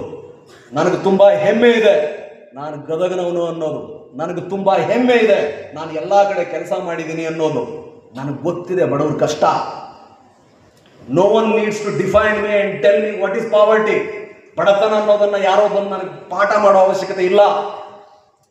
ಅನ್ನ ಆಹಾರವಿಲ್ಲದಿದ್ದರೆ, ಬಟ್ಟೆ ಇಲ್ಲದಿದ್ದರೆ ಅದಕ್ಕೆ ಬಡತನವೆನ್ನುತ್ತಾರೆ. ಸುಳ್ಳು, ಧಿಕ್ಕಾರ. ಬಡತನ ಅನ್ನೋದ್ರಲ್ಲಿ ತಿರಸ್ಕಾರ ಇದೆ, ಬಡತನದಲ್ಲಿ ಅವಮಾನ ಇದೆ. ಬಡತನದಲ್ಲಿ ಹಿಂಜರಿಕೆ ಇದೆ, ಬಡತನದಲ್ಲಿ ಎಲ್ಲ ರೀತಿಯ ನಕಾರಾತ್ಮಕ ಆಲೋಚನೆಗಳಿದೆ. ಅದನ್ನು ಕೊಟ್ಟಿ ಪುಡಿ ಪುಡಿ ಮಾಡಿ ಸುಟ್ಟು ಭಸ್ಮ ಮಾಡಿ ಅದನ್ನು ಗೊಬ್ಬರದ ಥರ ನಮ್ಮ ಸ್ವಾಭಿಮಾನಕ್ಕೆ ಅನ್ನೋ ಬೀಜಕ್ಕೆ, ಶಿಕ್ಷಣ ಅನ್ನೋ ಪೈರಿಗೆ ಅದನ್ನೆಲ್ಲ ಭಸ್ಮ ಮಾಡಿ ಹಾಕಿ ಬೆಳೆ ತೆಗೆದ್ರಿ ಅಂದ್ಕೊಳ್ಳಿ, ಅದ್ಭುತ ಆಲದ ಮರ ಬೆಳೆಯುತ್ತೆ, ಅದ್ಭುತ ಆಲದ ಮರ ಬೆಳೆಯುತ್ತೆ, ಎಲ್ಲರಿಗೂ ಆಶ್ರಯ ಕೊಡುತ್ತೆ. So that's why I do it. So you must know, ಯಾರ್ಯಾರು ಇಲ್ಲಿ 2,500 ಜನ ಹುಡುಗರು ಕೂತಿದ್ದೀರಾ, ನಿಮಗೆ ಗೊತ್ತಿರಲಿ, ನೀವು ಪ್ರಜಾಪ್ರಭುತ್ವದಲ್ಲಿದ್ದೀರಾ. ನನಗೆಷ್ಟು ಅವಕಾಶಗಳಿತ್ತೋ ಅಷ್ಟೇ ಅವಕಾಶಗಳು ನಿಮಗೂ ಇದೆ. ನಾನು ಎಷ್ಟು ಪರೀಕ್ಷೆಗಳನ್ನು ಬರೆದನೋ ಅಷ್ಟೆಲ್ಲ ಪರೀಕ್ಷೆಗಳನ್ನು ನೀವು ಬರಿಬಹುದು. ನನಗೆಷ್ಟು ಅವಕಾಶ ಸವಲತ್ತುಗಳಿಂದ ಸಿಗ್ತಾ ಇದೆಯೋ ಅದಕ್ಕೆಲ್ಲಕ್ಕೂ ಕೂಡ ನೀವು ಅರ್ಹರು. ಶ್ರಮ ಪಟ್ಟರೆ, ಸರಿಯಾದ ಗುರಿ ಹೊಂದಿದ್ದರೆ, ಅದಕ್ಕೆ ಬೇಕಾದ ತ್ಯಾಗಗಳನ್ನು ಮಾಡಲು ಸಿದ್ಧರಿದ್ದರೆ. ಹಾಗಾಗಿ have a time table, don't compromise. ಮನೇಲಿ ಹೋಗಿ ಮಲಗಬೇಡಿ. ನಿಮಗೊಂದು ವೇಳೆ 100 ಎಕರೆ ಆಸ್ತಿ ಇದೆ ಸರ್, ಭತ್ತ ಬೆಳಿತೀವಿ, ಕಬ್ಬ ಬೆಳಿತೀವಿ, ಹೆಸರು ಬೆಳಿತೀವಿ, ಹಾರ್ಟಿಕಲ್ಚರ್ ಡಿಪಾರ್ಟ್ಮೆಂಟಿಂದ ಒಂದು 50 ಎಕರೆ ಏನದು, ಯಾವ ಶೆಡ್ ಅದು, ಗ್ರೀನ್ ಶೆಡ್, ಪಾಲಿ ಹೌಸ್ ಮಾಡೀವಿ. ನಮ್ಮ ಅಪ್ಪಂದು ಬ್ಯಾಂಕ್ ಬ್ಯಾಲೆನ್ಸ್ನಾಗ 1 ಕೋಟಿ ಐತಿ, ತಿಂಗಳಿಗೆ 2.5 ಲಕ್ಷ ಬಡ್ಡಿ ಬರುತ್ತಾ, 2 ಪೆಟ್ರೋಲ್ ಬಂಕ್ ಅದಾವು. ಅಂದ್ರ ನಾನು ಏನು ಹೇಳಿದ್ದು ಕೇಳಿಸ್ಕೊಳ್ಳೋ ಅವಶ್ಯಕತೆ ಇಲ್ಲ. ನೀವೆಲ್ಲ ಪಾಸ್. ಇದೇನೂ ಇಲ್ಲ ಸಾಹೇಬ್ರ, ರವಣ್ಣ, ನಮ್ಮಪ್ಪ ಅವ್ವ ನಮಗೋಸ್ಕರ ಪಂಚಮ್ಯಾಗ ಉಸುಳಿ ಕಾಳು, ಗೋಧಿ ಹಿಟ್ಟಿನ ಉಂಡಿ, ರವಾ ಉಂಡಿ, ಭಾಳ ಅಂದ್ರೆ ಸಾಯಂಕಾಲ ಚುರುಮರಿ ಮಾಡ್ತೀವಿ, ಕರಿ ಚಾನ ಕುಡಿತೀವಿ, ರಾತ್ರಿ ಉಳಿದ ಅನ್ನನ ಬೆಳಗ್ಗೆ ಖಾರ ಹಾಕೊಂಡು ತಿಂದ. ನಮ್ಮಪ್ಪ ರೊಟ್ಟಿ, ಕೆಂಪು ಚಟ್ನಿ, ಒಳ್ಳೆ ಎಣ್ಣೆ ಹಾಕೊಂಡು ಹೋಗ್ತಾನ, ತಲೆ ಮೇಲೆ ಬುತ್ತಿ ಇಟ್ಕೊಳ್ತಾರ. ನಮಗೋಸ್ಕರ ತಮ್ಮ ಬಟ್ಟೆ ಹರಿದಿದ್ರು ಒಳ್ಳೆ ಯೂನಿಫಾರ್ಮ್ ಕೊಡಿಸ್ತಾರ. ನಮ್ಮ ಅಣ್ಣ ಟಮ್ ಗಾಡಿ ಹೊಡಿತಾನ, ನಮ್ಮ ಕಾಕ ಚಿಕ್ಕಪ್ಪ ಅವಾಗ ಮಿರ್ಚಿ ತಗೊಂಡ್ಬಂದು ಕೊಡ್ತಾರ, ಮಂಡಕ್ಕಿ ಕೊಡ್ತಾರ. ನಾನೇನೋ ಕಡಿದು ಕಟ್ಟೆ ಹಾಕ್ತೀನಿ ಅಂತ ಆಸೆ ಇಟ್ಕೊಂಡ್ರ ಅನ್ನೋರು ಯಾರ ಇದ್ರ, you don't have any freedom to waste your time. ನಿಮಗೆ ಸಮಯವನ್ನು ಹಾಳು ಮಾಡುವ ಯಾವುದೇ ಅಧಿಕಾರ ಇಲ್ಲ. ಏನರಾಗಲಿ ಖಾಲಿ ಕುಂದ್ರಬಾರಿ, ಬೆಕ್ಕಾದ ಮಾಡ್ರಿ, ಖಾಲಿ ಕುಂದ್ರಬಾರಿ. ಶಿಕ್ಷಣ ಅನ್ನೋದು ನಿಮ್ಮನ್ನು ಗಟ್ಟಿಯಾಗಿಸ್ಬೇಕು. ಎಷ್ಟು ಗಟ್ಟಿ ಆಗಿಸ್ಬೇಕಂದ್ರ, ಅದೇನದು ಒಂದು ಯಾವುದೋ ಒಂದು ನಾಣ್ಯ, खुद कर बुलंद इतना कि खुदा बंदे से पूछे पता तेरी रजा क्या है. दोहे कबीर ಓದಬೇಕು ನೀವು. ಕಬೀರ್ ಅಂದ್ರೆ ಏನು ಹೇಳ್ತಾನಪ್ಪ ಅಂದ್ರೆ ಅವನು, ಕಬೀರಂದೊಂದು ಗೊತ್ತಿಲ್ಲ, ಒಟ್ಟಿದ ದೋಹೆ ಒಂದು ಏನಂದ್ರೆ, ನಮ್ಮನ್ನು ನಾವು ಎಷ್ಟು ಗಟ್ಟಿಯಾಗಿಸ್ಕೋಬೇಕಂದ್ರೆ ಭಗವಂತ ಕೇಳಬೇಕಂತೆ ಸ್ವತಃ. ಏನು ಮರ, ಇಷ್ಟೊಂದು ಕಷ್ಟ ಕೊಟ್ಟೆ ನಿನಗ, ಇಷ್ಟೊಂದು ಅವಮಾನ ಮಾಡಿದೆ, ಇಷ್ಟೊಂದು ತಿರಸ್ಕಾರ ಮಾಡಿದೆ, ಇಷ್ಟೊಂದು ಅಪಮಾನ ಹೊರಿಸಿದೆ, ಇಷ್ಟೊಂದು ಅಡೆತಡೆ ತಗೊಂಬಂದು ಕೊಟ್ಟೆ, ಆದರೂ ಇದನ್ನೆಲ್ಲ ಅವನು ಮೆಟ್ಟಲು ಮಾಡ್ಕೊಂಡು ಬ್ಯಾಲ್ ಬಂದು ನಿಂತ್ಕೊಂಡ ಹೇಳಿ ಏನು ಕೆಲಸ ಅಂತ ಕೇಳ್ತೀಯಲ್ಲ ನೀನು. ಯಾವ್ದರಿಂದ ಮಾಡಲ್ಪಟ್ಟಿದ್ದೀಯಾ ನೀನು? ಯಾವ ವಸ್ತುಗಳನ್ನು ಸೇರಿಸಿ ನಿನ್ನ ಕೈ ಕಾಲು ಮೆದುಳು ಈ ಮನಸ್ಸು ಮಾಡ್ಯಾರ? ಏನದು ನಿನ್ನ ಹಠ? ಚಲವಂಕ ಮಲ್ಲ ದುರ್ಯೋಧನನಿಗಿಂತೂ ಜಾಸ್ತಿ ಐತಲ್ಲ. ಏನನ್ನೋದು ನಿನ್ನೆಲ್ಲ ಪೂರ್ತಿ ಸಮಾಜ ಪರ ಕೆಲಸ, ಕರುಣನನ್ನು ಮೀರ್ಸಂಗ ಐತಲ್ಲ. ಏನದು ನಿನ್ನ ಹ್ಯುಮಿಲಿಟಿ? ಶ್ರೀಕೃಷ್ಣ ಪರಮಾತ್ಮನ ದೇವರಿಗಿಂತ ಕಡಿಮೆ ಐತಲ್ಲ ಅಂತ ಕೇಳಬೇಕಂತ. ಸೊ ಅದನ್ನು ಮಾಡುವ ಪ್ರಕ್ರಿಯೆ ಇವಾಗಲೇ ಆರಂಭ. This is the finest age, this is the best age. ನಿಮ್ಮ ಹಂಗೆ ಇದ್ದಾಗನ ಸ್ವಾಮಿ ನಿರ್ಭಯಾನಂದರು ಗದಗಿನಾಗ ನಮ್ಮ HK ಪಾಟೀಲ್ ಸಂಸ್ಥೆ, ನಮ್ಮ ಸಾಹೇಬರ ಸಂಸ್ಥೆ ಒಳಗೆ ಒಂದು ಕಾರ್ಯಕ್ರಮಕ್ಕೆ ಬಂದಿದ್ರು, ಯುವ ಸಮ್ಮೇಳನ. ಆವಾಗ ಹಿಂದೆ ಕುತ್ಕೊಂಡು ನಾನು ಕೇಳ್ತಾ ಇದ್ದೆ, ಈ ಮನುಷ್ಯನವ್ರಿಗೆ ಏನೋ ಐತಲ್ಲ, ಏನಪ್ಪ ಇವರು ಹಿಂಗೆ ಹೇಳ್ತಾರ, ಮನುಷ್ಯನ್ ಏನು ಬೇಕಾದ್ರೂ ಸಾಧನೆ ಮಾಡ್ಬೋದು ಅಂತಾರ, ಸುಳ್ಳು ಹೇಳಕತ್ತಾರ ಅನ್ಸಿತ್ತು ನನಗೆ. ಎದ್ದು ನಿಂತ್ಕೊಂಡು ಏನೋ ಒಂದು ಪ್ರಶ್ನೆ ಕೇಳಿದೆ. ಅವರು ಉತ್ತರ ಕೊಟ್ಟರು, ಅವ್ರಿಗೆ ಅರ್ಥ ಆಗಿತ್ತು, ಇದು ಏನೋ ಗಡಿ ಇದು ಏನೋ ಮಾಡಂಗೆ ಕಾಣ್ತೈತಿ, ಇದು ಕೈ ಬಿಡಲಿಲ್ಲ ಪುಣ್ಯಾತ್ಮ ಪರಮಾತ್ಮ ನನ್ನ ಪಾಲಿನ ವಿವೇಕಾನಂದ. ಇಷ್ಟಿಷ್ಟು ಹಿಪ್ಪಿ ಕೂದಲ ಬಿಡ್ತಿದ್ದೆ, ನಾನು ಬಾರ್ನ ಕೆಲಸ ಮಾಡ್ತಿದ್ದೆ, ಇಷ್ಟಿಷ್ಟು ಕಂಡ ತಿಂತಿದ್ದೆ, ಹೋಳಿ ಎಲ್ಲ ಏನೇನು ಓದಿದ್ದು ಇಮಾಮ್ ಸಾಬ್ ಮೇಸ್ತ್ರಿ ಅಂತಿದ್ರ. ಬೇಕಾದ್ರೆ ನೀವು ಶಾಂತ ಹೋಟೆಲ್ ಕೇಳ್ರಿ, ಎಲ್ಲರೂ ಹೇಳ್ತಾರೆ. ಈಗಲೂ ಹೋಗ್ತೀನಿ ನಾನು ಅಲ್ಲಿ ಹೋದ್ರೆ, ಒಳ್ಳೆ ಮೇಸ್ತ್ರಿ ಸಾಹೇಬ. ನಾನೇನು ಮಾಡವ, ಗಿರಾಕಿ ಕಡೆ ಯಾರು ಬರ್ತಾರಲ್ಲ, ಸರ್ ಅದು ಬೇಡ ಸರ್, ಇದನ್ನು ತೊಗೊಂಡು ಸರ್, ಎಕ್ಕಿ ಮತ್ತು ತೊಗೊಂಡು ಸರ್, ಚಿಕನ್ ಮಸಾಲ ತೊಗೊಳ್ಳಿ ಇಮಾಮ್ ಸಾಬ್ ಚಲೋ ಮಾಡಿಸ್ತೀನಿ ಅಂತೆ. ಅವ್ನು ಹೋಗಿ ಹೇಳ್ತಿದ್ದೆ ನಾನು, ಸರ್ ನನ್ನ ಕಸ್ಟಮರ್ ಸಾಹೇಬ ಹಚ್ಚಾಕರೋ ಯಾರು ಅಂತಿದ್ದೆ, ಭರ್ಜರಿ ಮಾಡಿಕೊಡವ. ನಾವು ಹೋಗಿ ಸರ್ವ್ ಮಾಡ್ತಿದ್ದೆ. 5 ರೂಪಾಯಿ ಆಸೆ ಏನ, ಊಟ ಮಾಡಿ ಸಂತೃಪ್ತ ಆದಮೇಲೆ, ಶಿವ ಸಂತೃಪ್ತ ಆದಮೇಲೆ 5 ರೂಪಾಯಿ ಕೊಟ್ಟರೆ ದೊಡ್ಡ ಹವ ನಮ್ಮ. ನಾವು ಮತ್ತೆ ಹೋಗ್ತಾರೆ ಕಿಸೆದಾಗ ತೊಗೊಳವ. ಒಬ್ಬೊಬ್ರು ಕೊಡ್ತಿರ್ಲಿಲ್ಲ, 1 ರೂಪಾಯಿ ಕೊಡ್ರು, 2 ರೂಪಾಯಿ ಕೊಡ್ರು, ಸ್ವಲ್ಪ ಮನಸ್ಸು ಬೇಜಾರಾಗೋದಲ್ಲ. 2 ರೂಪಾಯಿ ಕೊಟ್ಟು ಮರ ಇಷ್ಟೊಂದು ಕಷ್ಟ ಮಾಡಿದೆ ಅಂತೇಳಿ ನಿರೀಕ್ಷೆ, ಎಲ್ಲಿ ನಿರೀಕ್ಷೆ ಇರ್ತೈತಿ ಅಲ್ಲಿ ಅತಿ ಸಂತೋಷನ ಆಗ್ಬೋದು, ಅದು ಖುಷಿನೇ ಆಗ್ಬೋದು. ನಿರೀಕ್ಷೆಗಳು ಇರಬಾರ್ದು, ನಿಮಗೆಲ್ಲ ಇದ್ರು. ಬಟ್ ನಿಮಗೆಲ್ಲ ನಿರೀಕ್ಷೆ ಇರಲಿ. ನಮ್ಮ ವಯಸ್ಸು 40 ದಾಟಿದ ಮೇಲೆ ಅಂತಂದ್ರಿ, ಸೊ ಹಂಗೆ ಮಾಡ್ತಿದ್ದೆ ನಾನು. ಏನು ಹೇಳಕ್ಕಿದ್ದೆ ಮಾಡ್ಕೊಂಡಲ್ಲ, ಇಮಾಮ್ ಸಾಬ್ ಮೇಸ್ತ್ರಿ ಅದು ಗದಗ ಏನೋ ಹೇಳ್ಕೊಂಡು ಏನಮ್ಮ ಉದ್ದು ಕೂಟ ಇಪ್ಪಿ ಕಡೆ ಕರೆಕ್ಟ್. ಅವ ಏನ್ ಮಾಡವ, ನಾವು ಕೊಡ್ತಿದ್ರಲ್ಲ ಉಳಿದೆಲ್ಲ ನಾನು ತೆಗೆದಿಡವ ರವಿ ಸಲುವಾಗಿ ಅಂತ ಹೇಳಿ. ಭಾಳ ತಪ್ಪಿದ್ದೆ ನಾನು. ಈಗೆಲ್ಲ ಇದಾಗೈತಿ. ಸಿಮೆಂಟಿನ ಚೀಲ 2 ಚೀಲ 18 ಫ್ಲೋರ್ ಏರ್ಬೇಕಾಗಿತ್ತು. ಯಾರು ಗೋವಾಕ್ಕೆ ಹೋದ್ರಿ ಅಂದ್ರೆ ರಾಯಬಾಂದ್ರ ಅಂತ ಐತಿ ಮಣಸಿ ಮೇಲೆ, ಅಲ್ಲಿರುವ 6 ಟವರ್ ಫೌಂಡೇಶನ್ ನಾವ ಹಾಕಿದ್ವಿ ನಮ್ಮ ಮನೆತನ. ಚೇರೆ ಕಲ್ಲಂತಿರ್ತಿತ್ತು, ಅವನು ಇಷ್ಟು ದೊಡ್ಡದು ಹೊತ್ಕೊಂಡು ಏರ್ಬೇಕಲ್ಲ. 13-14 ವಯಸ್ಸಿನ ಹುಡುಗ, 15 ವಯಸ್ಸಿನ ಹುಡುಗರು 2 ಸಿಮೆಂಟಿನ ಚೀಲ ಒಂದು ಕಾಲಮ್ ತುಂಬಿದ್ರೆ 40 ರೂಪಾಯಿ ಕೊಡ್ರು ಅಲ್ಲೇ. ನಾನು ಸಲಿಕೆಯಲ್ಲಿ ತುಂಬಿರೋ ಲೇಟ್ ಆಗುತ್ತೆ ಅಂತೇಳಿ ಹಿಂದೆ ಹಾಕ್ತಿದ್ದೆ ಮೆಷಿನ್ ಹಿಂಗ. ಬಟ್ ರಾತ್ರಿ ಗಟ್ಟಿ ಇರ್ಬೇಕಂದ್ರೆ ಊಟ ಮಾಡ್ಬೇಕಲ್ಲ, ನೀವು ಗಟ್ಟಿಯಾಗಿ ಊಟ ಮಾಡಿ ನಾ ಹೇಳೋದು. ಅದಕ್ಕೆ ಹಂಗಿದ್ದೆ. ಅವ್ರು ನೋಡಿ ಬಿಡ್ಲಿಲ್ಲ ನನ್ನ, ಕಟಿಂಗ್ ಮಾಡಿಸಂದ್ರು. ಸರ್ ಹಿಂಗೆ ಇರುತ್ತ ಬರೋದ್ರು ಬಂದ್ಬಿಡ್ರು ಅವ್ರು ಪೂರ್ತಿ. ಆ ಪುಣ್ಯಾತ್ಮ ಏನ್ ಕಣ್ಣು ಏನೋ. ಅವರು ನನ್ನ ಇಡೀ ಇಂದಿನ ವರ್ತಮಾನ, ನಾಳೆ ಭವಿಷ್ಯತ್ತು ಅವರ ಆಶೀರ್ವಾದದ ಫಲ. ಅವ್ರನ್ನ ಬಿಟ್ಟು ಬೇರೆ ಏನೂ ಇಲ್ಲ.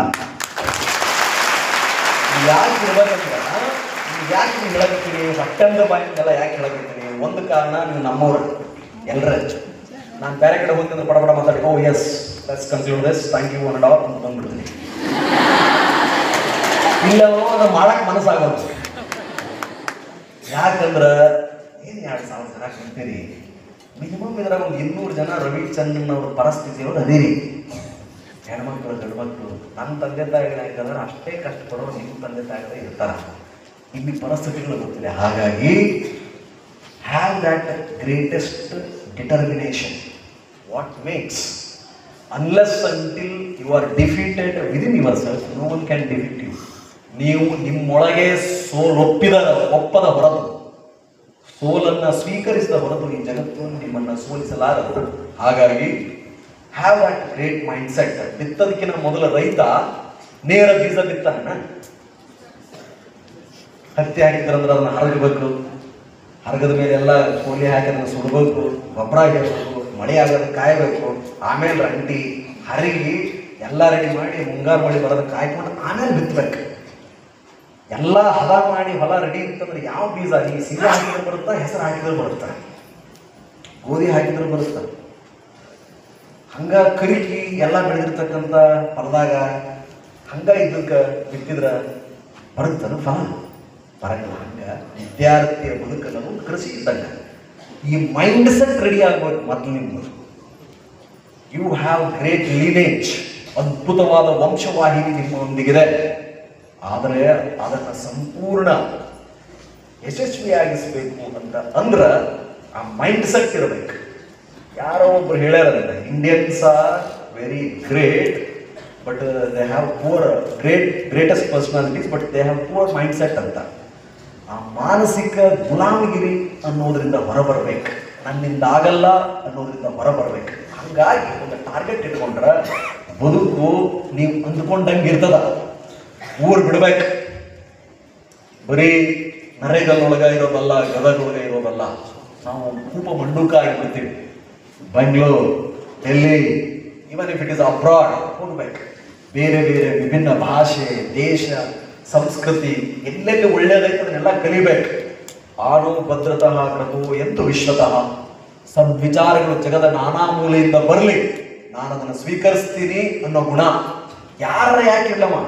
ಆಟೋ ಡ್ರೈವರಿಂದ ಕಲಿಯೋದಿರುತ್ತೆ, ಒಬ್ಬ ರೈತರಿಂದ ಕಲಿಯೋದಿರುತ್ತೆ, ಒಬ್ಬ ಟಮ್ ಗಾಡಿ ಹೊಡೆಯೋದ್ರಿಂದ ಕಲಿಯೋದು, ಒಬ್ಬ ಪಾನ್ ಪರಾಗ ಅಂಗಡಿಯವರಿಂದ ಕಲಿಯೋದಿರುತ್ತೆ, ಒಬ್ಬ ಸಾಮಾನ್ಯ ವ್ಯಕ್ತಿಯಿಂದ ಕಲಿಯೋದಿರುತ್ತ. ಯಾರನ್ನೂ ಎಕ್ಕಶ್ಚಿತ ಅನ್ಕೋಬೇಡ್ರಿ. ಇಲ್ಲಿ ಯಾರೂ ಮೇಲಲ್ಲ, ಯಾರೂ ಮುಖ್ಯರಲ್ಲ, ಯಾರೂ ಅಮುಖ್ಯರಲ್ಲ. ಮಲೆಗಳಲ್ಲಿ ಮದುಮಗಳನ್ನ ಕುವೆಂಪುರವರು ಬರೀಬೇಕಾದ್ರೆ ಬರೆಯೋದು. ಇಲ್ಲಿ ಯಾರೂ ಮುಖ್ಯರಲ್ಲ, ಯಾರೂ ಅಮುಖ್ಯರಲ್ಲ. ಅದು ನಿಮ್ ಗಮನದಲ್ಲಿರ್ಬೇಕು. ಅವ್ರಿಗೆ ಹಾಗೆ ಮಾಡಿ ಮೊದಲ 25 ವರ್ಷ ವಿದ್ಯಾರ್ಥಿ ಜೀವನ ಏನು ಬ್ರಹ್ಮಚರ್ಯ ಅಂತ ಕರೆಯಲ್ಪಡುತ್ತೆ, ಸರಿಯಾಗಿ ಜ್ಞಾನಾರ್ಜನೆಯನ್ನ ಮಾಡಿಕೊಂಡ್ರೆ ಇನ್ನುಳಿದ 75 ವರ್ಷ ಗೃಹಸ್ಥಾಶ್ರಮ, ವಾನಪ್ರಸ್ಥ, ಸನ್ಯಾಸಕ್ಕೆ ಭದ್ರ ಬುನಾದಿಯನ್ನ ಹಾಕುವ ಕಾಲವಿದು. ಈಗ ನೀವು ಸರಿಯಾಗಿ ಓದಿದ್ರೆ ಮುಂದೆ 75 ವರ್ಷಗಳ ಕಾಲ ನಿಮ್ಮ ಬದುಕು ಸುಖಮಯವಾಗಿರುತ್ತೆ. ಈಗ ನೀವು ಟೈಮ್ ವೇಸ್ಟ್ ಮಾಡಿ ಅಂಕಕ್ಕಾಗಿ ಓದಿ ಜಗತ್ತು ಬೆಳೆದು ಬಂದ ಬಗೆ, ಸಾಧನೆ ಮಾಡಲಿಕ್ಕೆ ಬೇಕಾಗಿರತಕ್ಕಂಥ ಗುಣಗಳನ್ನ ಹೊಂದದೆ ಹೋದ್ರೆ ನಿಮ್ಮ ಬದುಕು ಖಂಡಿತ ಏನದು ಪಾವರ್ಟಿ, ಬಡತನದಲ್ಲೇ ಕಳೆದು ಹೋಗುತ್ತೆ. ಅಥವಾ ನಿಮ್ಮ ಆ ಸೋಲನ್ನ ಒಪ್ಪಿಕೊಳ್ಳದ ಮನಸ್ಸು ಕಥೆಗಳನ್ನ ಕಟ್ಲಿಕ್ಕೆ ಆರಂಭ ಮಾಡುತ್ತೆ. ನಾನು ಮಾಡ್ತಿದ್ದೆ, ಜಸ್ಟ್ 1 ಮಾರ್ಕ್ಸ್ ಮಿಸ್ ಆತ.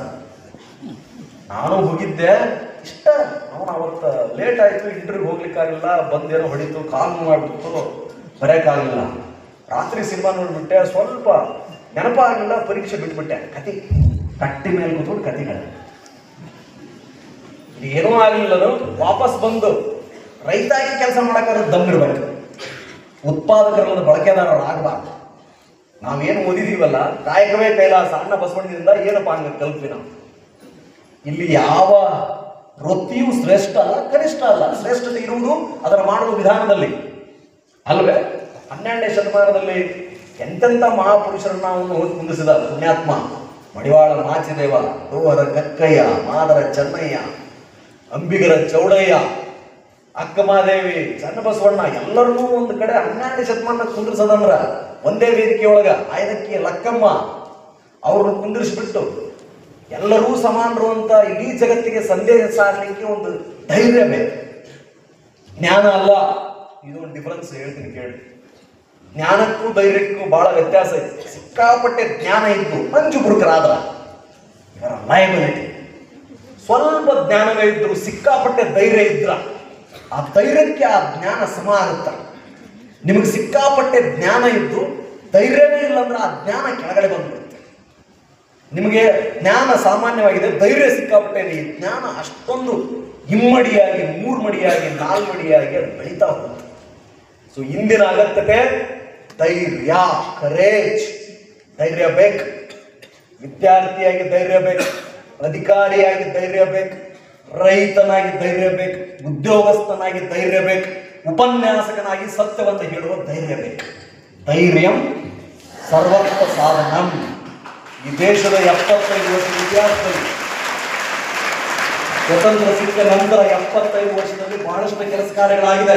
ರೋಟಿ ಕಪಡಾ ಮಕಾನ್, ರೊಟ್ಟ್ಯಾತ್ ಪಟ್ಟ್ಯಾತ್ ಮಕಾನ್ ಮನಿಯಾತ್, ಬಿಜ್ಲಿ ಸಡಕ್ ಪಾನಿ, ನೀರಾತ್, ವಿದ್ಯುತ್ತಾತ್, ರೋಡಾತ್, ಎಲ್ಲ ಆಗೈತೆ. ಎಲ್ಲ ಆಗೈತೆ. ಈಗ ಬೇಕಾಗಿರುವುದು ನಿಮ್ಮ ಹಕ್ಕುಗಳನ್ನು ಅರಿಯುವ ಜಾಗೃತಿ, that awareness. Who you are, ನೀವು ಯಾರು, ನೀನೊಬ್ಬ ಭಾರತೀಯ, ನೀನೊಬ್ಬ ಕನ್ನಡಿಗ, ನೀನೊಬ್ಬ ಗದಗನ, ನಿನ್ನ ಹಕ್ಕುಗಳೇನು, ನಿನ್ನನ್ನು ಆಳುತ್ತಿರುವ ಕಾನೂನುಗಳೆಷ್ಟು, how many laws are governing a common man life, ನಮ್ಗೆ ಗೊತ್ತಿರಬೇಕದು. Why police station is there, why tahsildar office is there, ಆ ತಹಸೀಲ್ದಾರ್ ಮಾಡ್ಬೇಕಾಗಿರೋ ಕೆಲಸ ಏನೋ, ಜಿಲ್ಲಾಧಿಕಾರಿ ಮಾಡ್ಬೇಕಾಗಿರೋ ಕೆಲಸ ಏನೋ ಮಾಡದೆ ಹೋದ್ರೆ ಅಂಗಿ ಮೇಲೆ ನದಿ ಕೇಳೋ ಧೈರ್ಯ. ಯಾಕಪ್ಪ ಸಾಹೇಬ ಬರಕತ್ತಿಲ್ಲ ನೀನು? ಆಶ್ಚರ್ಯ ಆಗುತ್ತಲ್ಲ, ಯಾಕೆ ಹೇಳಕತ್ತ ಸಾಹೇಬ ಅಂತ. ಕೇಳದ ಹೋದ್ರೆ ಹೇಳದ ಹೋದಂತೆ. You can't blame, society can't blame. We get what we deserve. ಇದು ನಾನೆಲ್ಲ ಹೇಳಿದ್ದು, ಲಾರ್ಡ್ ಆಕ್ಟರ್ ಬಹಳ ಹಿಂದೆ ಪೊಲಿಟಿಕಲ್ ಸೈನ್ಸ್ ಅಲ್ಲಿ PhD ಮಾಡಕತ್ತೀನಿ ಇತ್ತೀಚೆಗೆ. ಬಾಬಾ ಸಾಹೇಬ್ ಅಂಬೇಡ್ಕರ್ ನಾನು ಓದಕತ್ತೀನಿ, ನಿಮ್ಗೆ ಗೊತ್ತಿಲ್ಲ, ಅದೊಂದು ಹೇಳ್ಬಿಡ್ತೀನಿ ಕೇಳಿ. ನನ್ನ ಎಜುಕೇಶನ್ ಕ್ವಾಲಿಫಿಕೇಶನ್ ಹೇಳ್ತೀನಿ. ನಾನು ಬರೀ BA ಮಾಡಿದ್ದು UPSC ಒಳಗೆ. ಅದಾದ್ಮೇಲೆ MA in public administration, PG diploma in mass communication journalism, business study, MA in English literature, PG diploma in Ambedkar studies. Now I am pursuing PhD exam pass ಆದ 20 ಭಾಳ ಕಷ್ಟಪಟ್ಟು pass ಆಗಿದ್ದೀನಿ. 2020 ಬಂದಾಗ ಮೈಸೂರು ಯೂನಿವರ್ಸಿಟಿಗೆ ನಾನಾ ಟಾಪರ್. ಮೊನ್ನೆ ಓದಕ್ಕಾಗಲಿಲ್ಲ, ಏಕದಮ್ 7ನೇ ಸ್ಥಾನಕ್ಕೆ ಬಂದು ನಿಂತೀನಿ. ತಡ್ಕೊಳಕ್ಕಾಗಲಿಲ್ಲ ನನಗೆ. ಏನು ಮರ ಲೈಫಲ್ಲಿ ಯಾವತ್ತೂ ಸೆಕೆಂಡ್ ಬಂದಿರಲಿಲ್ಲ. 7th ಪ್ಲೇಸ್ ಯಾಕೆ ಬಂದೆ ಅಂದ್ರೆ ಅಮೇರಿಕಾ ಹೋಗಿದ್ದೆ 21 ದಿವಸ. ಓದಕ್ಕಾಗಲಿಲ್ಲ ಅಂದೆ. ಅವನು ಆ ದೇಶ ನೋಡಿ ಕಳೆದು ಹೋಗ್ಬಿಟ್ಟೆ. ಬರೀ ಅಡ್ಡಾಡೋದು ಫೋಟೋ ತಗೊಳ್ಳೋದು. ನೋಡಕ್ಕಾಗಲ್ಲ, ಊಟ ತಿಂಡಿ ಮಲಗದ, ಅಡ್ಡಾಡಿ ಕಾಲಿಗೆ ಹಾಕಿತ್ತು. ಓದಕ್ಕೆ ತೊಗೊಂಡೋಗಿ ಓದಕ್ಕಾಗಲಿಲ್ಲ. ಅಲ್ಲಿಂದ 20ನೇ ತಾರೀಕು ರಾತ್ರಿ, ಅದು 21 ಬೆಳಗ್ಗೆ ಬಂದು ರವಿವಾರ ಅಲ್ಲಿಂದ ಸೀದಾ ಏರ್ಪೋರ್ಟಿಂದ ಮೈಸೂರಿಗೆ ಹೋಗಿ ಪರೀಕ್ಷೆ ಬರೆದು ನಿದ್ದಿಗಣ್ಣಾಗ ವಾಪಸ್ ಬಂದೆ.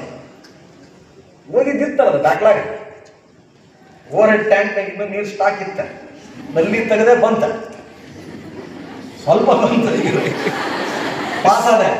ಅದೇ ಆಶ್ಚರ್ಯ. ಆಕ್ಚುಲಿ ನಾನು ಡೌಟ್ ಬಂದ್ಬಿಟ್ಟಿತ್ತ, ಆಗುತ್ತೆ ಎಲ್ಲ ಅಟೆಂಪ್ಟ್ ಕೊಟ್ಬಿಡೋಣ ಅಂತ ಹೇಳಿ. So why am telling you, ಯಾಕೆ ಇದನ್ನು ಹೇಳ್ತಿದ್ದೀನಿ ಅಂದರೆ ಅಧ್ಯಯನ ಅನ್ನೋದು ನಿರಂತರವಾಗಿರ್ಬೇಕು. ಇದನ್ನ ಯಾಕೆ ಹೇಳ್ತಾ ಇದ್ದೀನಿ? ಪ್ರಶ್ನೆ ಮಾಡಿ, ಜಾಗೃತರಾಗಿ ಅಂತ. ನಮ್ಮ ದೇಶದಲ್ಲಿ ವ್ಯವಸ್ಥೆ ಎಲ್ಲ ಕೆಟ್ಟೋಗ್ಬಿಟ್ಟಿದೆ, ಪೊಲೀಸ್ ವ್ಯವಸ್ಥೆ ಭ್ರಷ್ಟಾಚಾರ ಹೆಚ್ಚಿಗೆ ಆಗಿದೆ, ಅವರೆಲ್ಲ ನಾಯಕರೆಲ್ಲ ಸರಿ ಮಾಡ್ತಾ ಇಲ್ಲ ಸ್ವಾಮಿ. ಮತ್ತು ನೀನೇನು ಕತ್ತೆ ಕಾಯ್ತೀಯ? What the bloody hell you are doing? You have allowed that. ದೌರ್ಜನ್ಯವನ್ನ ಮಾಡುವಷ್ಟೇ ದೌರ್ಜನ್ಯವನ್ನ ಸಹಿಸುವುದು ಅಪರಾಧ. ಪ್ರಜಾಪ್ರಭುತ್ವ ವ್ಯವಸ್ಥೆಯಲ್ಲಿ ಹೋರಾಡಿ ಪಡೆಯುವ ಹಕ್ಕುಗಳೇ ಹೆಚ್ಚು. ನೋಬಡಿ ವಿಲ್ ಕಮ್, ನಿಮ್ಮ ಮನೆ ಬಾಗಿಲಿಗೆ ಬಂದಿದ್ದ ಹಕ್ಕು ಬಾಧ್ಯತೆಗಳಂತ ಯಾವನ್ನೂ ಕೊಡಲ್ಲ.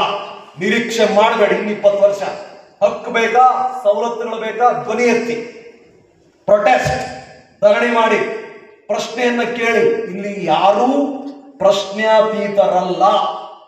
ನಾನು ಅಲ್ಲ, ಇನ್ನಾರೂ ಅಲ್ಲ. ನಮಗೆ ಕೊಟ್ಟಿರುವ ಎಲ್ಲ ಸ್ಥಾನಮಾನಗಳು, ಕೊಟ್ಟಿರುವ ಎಲ್ಲ ಸವಲತ್ತುಗಳು, ಅಧಿಕಾರಗಳು ಜನರಿಗೆ ಒಳ್ಳೇದು ಮಾಡಲಿ ಅಂತಾನೆ ಹೊರತು ಜನರನ್ನ ಪೀಡಿಸ್ಲಿಕ್ಕೆ ಅಲ್ಲ. ಪ್ರಜಾಪ್ರಭುತ್ವ you must question, you must start questioning. Along with this you must read. ಓದ್ಬೇಕು. ಜ್ಞಾನಕ್ಕೆ ಮಾತ್ರ ಬೆಲೆ ಇದೆ. ಅಂದು ಖಡ್ಗ ಜಗತ್ತನ್ನ ಆಳ್ತಾ ಇದ್ರೆ ಇಂದು ಜಗತ್ತನ್ನ ಆಳ್ತಾ ಇರೋದು ಜ್ಞಾನ. ದುಡ್ಡೇ ದೊಡ್ಡಪ್ಪ, ವಿದ್ಯೆ ಅದರಪ್ಪ. ಬರೀ ಇದನ್ನ ನಾನು ನುಡಿ ಅಂತ ಬಿಟ್ಬಿಟ್ರೆ ಹೆಂಗೆ? ಗೋಡೆ ಮೇಲೆ ಬಿಟ್ಬಿಟ್ರೆ ಹೆಂಗೆ ಬರ್ಬಿಟ್ಟು ಹಾಗಾಗ್ಬಿಡುದು. ಅಂತಹ ಅಕ್ಷರಾಭ್ಯಾಸ, ಅಂತಹ ಜ್ಞಾನಾರ್ಜನೆಯ ಮೊದಲ ಹೆಜ್ಜೆ ನೀವಿಡಿ. Respect everyone, learn from everyone, be courageous. ಧೈರ್ಯದಿಂದಿರಿ. ಯಾರೂ ಕೂಡ ಏನನ್ನು ಇಲ್ಲಿಂದ ಹೊತ್ಕೊಂಡು ಹೋಗಲ್ಲ. ಅದ್ರ ಬಗ್ಗೆ ಕ್ಲಾರಿಟಿ ಐತಿಲ್ಲ. ಯಾರು ಬಂದ್ಬಿಟ್ಟು ಹೋಗ್ಬೇಕಾರೆಲ್ಲ ತಗೊಂಡು ಹೋಗ್ಯಾರನ್ನ. 4 ತಲೆಮಾರುಗಳ ನಂತರ ಸಾಧಕರನ್ನು ಹೊರತುಪಡಿಸಿದ್ರೆ ಯಾರ್ದಾದ್ರ ಹೆಸರುಗಳು ಅಜರಾಮರವಾಗಿ ಉಳಿದಿದೆಯಾ? ಯಾರದು ಉಳಿದಿಲ್ಲ. ಉಳಿದಿರುವವರೆಲ್ಲ ಹೆಸರು ಮಾಡಿದವರು. ಸೊ ಹಾಗಿದ್ದಾಗ ನಶ್ವರವಾದ ಈ ದೇಹ, ಕಾಯ, ಇದು ಇವತ್ತಲ್ಲ ನಾಳೆ ಹೋಗುತ್ತೆ. ಹೋಗೋದಕ್ಕೆ ಮೊದಲ ಏನಾದ್ರು ಒಂದು ಮಾಡ್ಬೇಕಲ್ಲ. You must do something, right? ನೀವು ಕಡಿದು ಕಟ್ಟೆ ಹಾಕ್ರಿ, ರಾಜ್ಯ ರಾಷ್ಟ್ರ ಉದ್ಧಾರ ಮಾಡ್ರಿ ಅಂತ ನಾ ಹೇಳಂಗಿಲ್ಲ.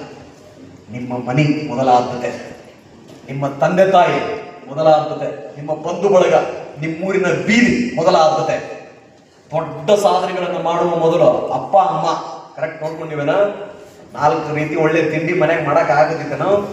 ಅವ್ಗ ಇಳಕಲ್ ಸೀರಿ, ಮೈಸೂರು ಸೀರೆ ಇಲ್ಲದೆ ಹೋದ್ರೂ ಪರವಾಗಿಲ್ಲ, ಬಾಂಡು ಕೊಡಾಕತ್ತೀನೇನೋ? ತಂಗಿ ಬಂದಾಗ ಒಂದು 5,000 ರೂಪಾಯಿ ಕೈಯಾಗ ಕೊಡಾಕತ್ತೀನಿ ನಾನು.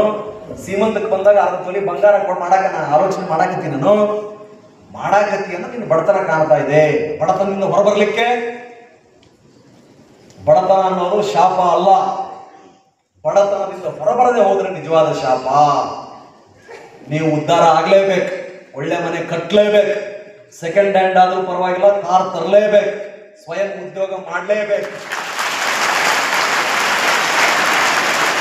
ಇದನ್ನೆಲ್ಲ ಮಾಡ್ಲಿಕ್ಕೆ ಹೊರಟಾಗ ನಿಮ್ಮನ್ನ ಜನ ಒಳ್ಳೆಯದು ಗುಡ್ ಮಾಡ್ರಿ ಅಂತಾರ. ಏನ್ ಭಾಳ ಒಳ್ಳೆ ಹುಡುಗ ಅಂತ ಕಾಯ್ತಾ ಇರ್ತಾರೆ ಕಳಿಸೊಳ್ಳೆ ಮಕ್ಕಳ. ಒಳ್ಳೆ ಬಟ್ಟೆ ಹಾಕಿದ್ರೆ ಸಾಕು, ಏನೋ ಮಾಡಕ್ಕಿರ್ಲಿ ಸುಳ್ಳೆ ಮಗ ಏನ ಹಾಕ್ಕೊಡು ಅಂತಾರ.